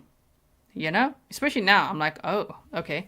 So let me just quickly go to, it was one, I've just written down some timestamps here for you. I hope you can hear properly. Do I need to boost it or are we okay? Here he's talking about the FBI and the involvement and how much they've helped and all that, if I read this down correctly, that this timestamp is that, which kind of contradicts what the defense memorandum is saying, that he kicked the FBI off the case. I'm not sure about that. Work begins. Over 30,000 tips. Thank heavens the FBI was engaged with us, with the Orion system and the expertise that the FBI brought from all over the country to allow us to manage that kind of data. We've had inquiries and requests for discussion from agencies all over the country, not only because this is such a high-profile case, but because of the complexities associated with the time since we found their bodies a year ago tomorrow. As I close my comments to you, I want to say thank you. I've had the pleasure of having relationships with our local media and our... Okay, I just wanted to hear the FBI bit with you there so that you could see it speaks very highly of the FBI's involvement and them helping and everything, so I'm not too sure about that. I think it's true what they said in the footnotes there in this memorandum, which I showed you a screenshot of. If you missed it, go check it out, where they say somebody's saying that Doug Carter like kicked the FBI off this case, but then Sheriff Liggett said no, Doug Carter doesn't make decisions like that, and all of that. Interesting. And now this one, wait, where was this other one? 228. Can't remember what I'm trying to show you here. Oh yeah, that was interesting just to re-hear. So we'll just do this and then we'll wrap it up, okay? I'll play it at 1.25 speed for you, just to re-listen to this a little bit. April 22nd, 2019. Also, I wanted to say the way that Doug Carter says, is today the day in Delphi? Is today the day in Flora? And he actually often talks about those 2 cases like that, which is interesting because one of these suspicious people, the 5 that were named in this memorandum, said, the one who made the paintings, said that the other one that he had a fallout with was responsible for the murders in Delphi and the Flora fire. And I'm like, interesting. Okay, so let's just listen to this little part again. It's a few minutes. And compassion as we move forward to find out who did this, and we will. We're seeking the public's help to identify the driver of a vehicle that was parked at the old CPS DCS welfare building in the city of Delphi that was abandoned on the east side of County Road 300 North next to the Hoosier Heartland Highway between the hours of noon to 5 on February 14th, 2017. I don't know if that was a mistake or because he said on February 14th, 2017, they're looking for a car that was abandoned at that old CPS building between noon and 5. He didn't say February 13th. So someone earlier, Brooke, you said, I really think the girls were alive longer than we think. I don't think the killer left the trail until dark and moved the bodies. I think the same. Killer or killers. I think the same. And especially if there is any chance that they are Odinists or, white supremacists who hijacked Odinism, as the defense is claiming, yeah, they're going to wait for it to clock over to February 14th. I'm just saying it would make sense, and to leave the trail until dark. Yes. So, and also there was a lot of people, even though Tobe Lesenby, this guy right here actually, called off the search around midnight on February the 13th. It's interesting that one of the suspicious five was apparently contacted already on February the 13th in the evening, is what the memorandum says. But more so that people were searching throughout the night. They just wouldn't go home. Right? So I get that Tobe Lesenby was probably being responsible and being like, no, everyone needs rest and they can just, go home, rest and come back fresh in the morning. There's that. And then also the former prosecutor, Robert Ives, said they didn't really take it very seriously at the beginning. He's like, all of them, right? That they just thought, oh, they're probably just hiding out or running away or whatever, and they'll just come back in the morning and search it. But they did say that they used thermal imagery, which I don't know if they did or not, did they? And they didn't pick up anything then, and there were searchers all around, and they didn't see the girls then either, although I know that they were across the creek on private property. I get that. It's just, in my gut feel, I'm like, I don't know if everything's over by 3:30 that same day in broad daylight. I'm not sure about that. So, Text Cut says he called off the search to attend the ceremony. Oh my word. So let's listen a little more, because I found it quite interesting, and I'm just showing you a little snippet here from my case file. You can see, if you don't know what the chapters mean when I chapter things out, you can see all these little markings, right? If you go over them, it'll tell you what the chapter's all about. So these are all the chronological press conferences, obviously up to a certain point. I didn't just add to it after, because I'd have to make a whole new case file. But yes. Okay, so continuing on. If you were parked there or know who was parked there, please contact the officers at the command post at the Delphi City building. So MB Inc., so nice to see you. Sorry, I haven't seen you earlier. MB Inc. says that was an error. ISP clarified that Doug Carter should have said the 13th. Thank you so much. I wasn't sure about that now when I re-listened. I was like, what? With the fresh eyes and ears, I'm like, did he just say 14th? Okay. Thank you so much for clarifying that. We are releasing additional portions of the audio recording from that day. Please keep in mind, the person talking is one person and is the person on the bridge with the girls. Important to note. They said that the sketches, they are not the same person. But they said the person talking, the guys down the hill, is one person. Yes, Crime Spies, nice to see you as well. You're like, MB Inc. is here too. Yes. Okay, MB Inc. says they did provide receipts on that. Okay, good. This is not two different people speaking. Please listen to it very, very carefully. We are also releasing video recovered from Libby's phone. This video has never before been previously released. The video shows a suspect walking on the bridge. When you see the video, watch the person's mannerisms as they walk. Watch the mannerisms as he walks. Do you recognize the mannerisms as being someone that you might know? Remember, he is walking on the former railroad bridge. Because of the deteriorated condition of the bridge, the suspect is not walking naturally due to the spacing between the ties. During the course of this investigation, we have concluded the first sketch released will become secondary as of today. The result of the new information. So they said the first sketch release will become secondary as of today, even though this new sketch that they released on this day was the young sketch, and it was the first one created from a witness who saw described what they saw 4 days after the murders. Okay. Information and intelligence over time leads us to believe the sketch, which you will see shortly, is the person responsible for the murders of these two little girls. So you're telling me that the younger sketch, and we're just going over it a little bit again. I won't play this whole thing, don't worry. I know I could. There's potential for that.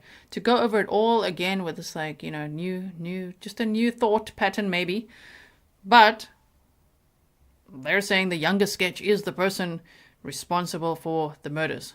Okay, well, I mean, really, Richard Allen looks nothing like it. Which is also what the defense is saying. They're like, so the car doesn't look anything like his car. The sketch looks nothing like him.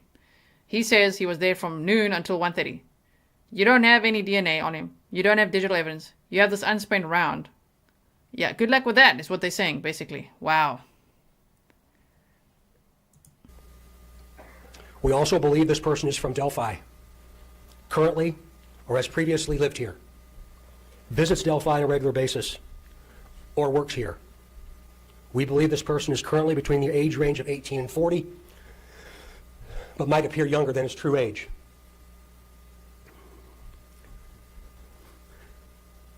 Directly to the killer, who may be in this room. And he does that a lot. Even in the woods. Remember that one in the woods that we just looked at before, that press conference? Doug Carter's looking down and he looks at everyone, welcome, and then he sees something or someone and he looks like really, he goes like, like really uncomfortable. It's so weird. If you watch them all again, this playlist is linked in the description box for you. This video is called Delphi Case File, that I put together everything chronologically for you, so you can watch it again. And know that I'm probably beady eyes in the night in my room with fury looking at it. Because I'm like, let me just look at that again. What did they say? We believe you are hiding in plain sight. For more than 2 years, you never thought we would shift gears to a different investigative strategy, but we have. We likely have interviewed you, or someone close to you. Is it someone from the Brotherhood? Did you interview? Apparently, law enforcement interviewed all of the 5 suspicious men, or at least 2 of them from what I'm reading, which is interesting. We know that this is about power to you. Power of what? Odin? You know what I mean? We know that this is about power to you. Well, if it was about this Valisblot, February 14th, ritual sacrifice type thing, yeah, then it would be about power to them. And about Odin, and Odinism, and Asatru, and all that. You know what I mean? And as I say, what sounds like one of the main dudes of the 5 suspicious guys whose son dated Abby, that one, he said that his father, he says it on his own Facebook, right? I'm not going to show you because we're not going to do that. I'm just telling you, I'm relaying some information. He was an only child, and his father was a Christian minister. And he would have followed in his footsteps, except he had a near-death experience in which Odin spoke to him. So he's like super passionate about Odinism and Odin and making runes, and everything is about power and feeling pumped. Like 2 days after the murders, he's like feeling so pumped. He's at the gym, and you know, they mentioned that in the memorandum as well. But it's very interesting. And you want to know what we know. And one day, you will. You know, sorry, I don't mean to stop every single sentence, but I could. We could sit here all night doing this because I'm like, oh. We'll just play a few more minutes. A question to you. What will those closest to you think of when they find out that you brutally murdered 2 little girls? 2 children. Only a coward would do such a thing. We are confident that you have told someone what you have done. Or at the very...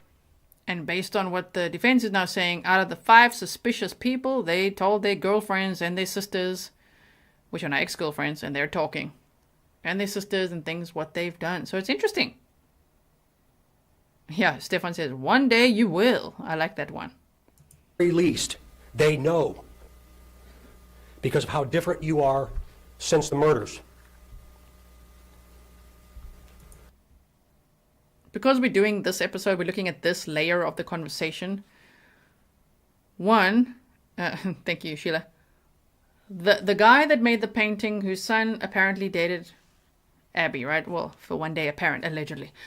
That one. He has a post where he says he's going to get back to his old self because he changed so much. And he also moved houses twice. He got a new car. That could be totally normal. I'm just saying, if you do look at it from this angle, it gets pretty interesting.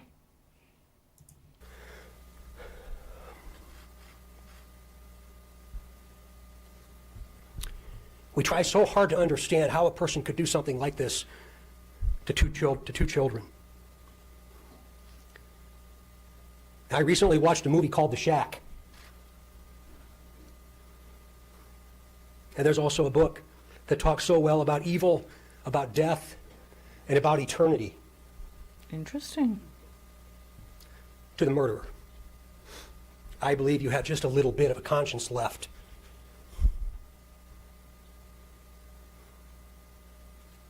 And I can assure you that how you left them in that woods is not, it's not what they're experiencing today. And I always wondered exactly what he meant by that. But if there's any truth in what the defense is saying now, which again I'm going to say, why would they put their entire careers and lives on the line to, what, make up stuff? So if it's true, then what Dakota just said there, then you can imagine what he's picturing. To the family, I hope that you all will give them some time, because we're going to be asking that there's no media inquiry or no media response for at least the next 2 weeks, and I hope you understand why. Okay, we'll stop it there. You can go watch all of it again if you want to. It's very interesting. So, that is what, let's see, how long was I? How long was this? How long did it last? Because I'm like, how long will this take to get through? Yeah, I was thinking almost 3 hours. Now, let's quickly look at the poll results. How many people do you think were directly involved in these murders? There were 3,814 votes. Let's see what you guys said. Just one person said 33%. 2 to 4 people, 57%. 5 to 10 people, 7%. More than 10 people, 3%. Interesting, right? So, let me end the poll there. Thank you so much for being here with me today to discuss this memorandum in support of a Frank's motion hearing. Let's see if it, well, the prosecution, the judge will have to respond. The prosecution will have to respond. And are they going to have the hearing or not? We shall see. As you know, we follow this case very closely. And at the end of the day, we all want the same thing. We want justice for Abby and Libby. And we want their families to feel that they got the justice that the victims deserved. So that is, no matter what your opinions are, that is, I would assume, what we all want, right? Minnie Ray Ray, welcome to Grizzly Supporter. To everyone who joined membership today, I hope you'll check out my members only playlist. There's some bloopers on there for you, and Iceland clips and videos and things that I made for you, because I was just recently there. Not studying Odinism, but maybe I should have even more. All the Vikings and all the things, I was like, oh. So, I did learn quite a few things, but not quite a deep dive on that. But I hope you'll check it out. Welcome to all the new members. Thank you so much, mods, for everything you do. If you haven't yet checked out Patreon, please do. It's a really great source of support for the work that I do. I really appreciate everyone there, and you get exclusive things on there that you don't see anywhere else. And, of course, to all the sticker supporters and just everyone. Thank you so much for being here. Thank you for subscribing. I hope you will subscribe. Hit the bell. Actually, I just want to see something quickly. Because I see it's a little bit different now. When you subscribe, and when you press again, you actually set it to all. Instead of like subscribe and go elsewhere to hit the bell. I think you can still do that, but if you subscribe and hit it again and say all, you'll get all the notifications. Please do check out my community tab and my YouTube shorts, because I often, like, if there's something that comes out tomorrow to add to the conversation we had today, I don't generally just go live for everything, and talk your head off. Sometimes I just make short updates, like I did for that other case we covered of the family of 4 that was murdered in their home in Chicago. I did 2 updates, a YouTube short and a community post, and I think a lot of people missed that. So please do check that out. Miss Enigma, welcome to Grizzly Support. So everyone, I'm going to rest my voice, because you never know, I might be back tomorrow or the next day or soon. I've always got something, that I'm working on for you guys. I love my work. I do not like holidays. I went on that little 4-day trip. Do not like holidays. Love my work. Love being here with you guys. And I will see you again very soon. I'm going to now watch the live chat replay so I can see all the things you said, because I missed 90% of it. So sorry about that. I was very focused on my presentation that I worked very hard on. So like, share, hashtag justice for Abby and Libby, hashtag Delphi, hashtag Abby and Libby as well, or Grizzly True Crime. You can add that in there too. If you are on Twitter, now known as X, then you can follow me there at True Crime Gizzler. And all my official links, please note, is on grizzlytruecrime.com. There's a lot of scammers out there that are doing all sorts of weird things and impersonating and offering prizes and all kinds of crap that I don't do. Go to my website if you're not sure, and then you'll find the official links, or email me and ask, okay? Janai, thank you so much, Janae, for your $10 super sticker. Okay, so if you didn't catch all of this, go back, Watch the whole thing. Do the deep dive. Again, I'll see you on the replay because I'm going to do timestamps now. Thank you so much, everyone, and stay safe. Have a good weekend. Bye.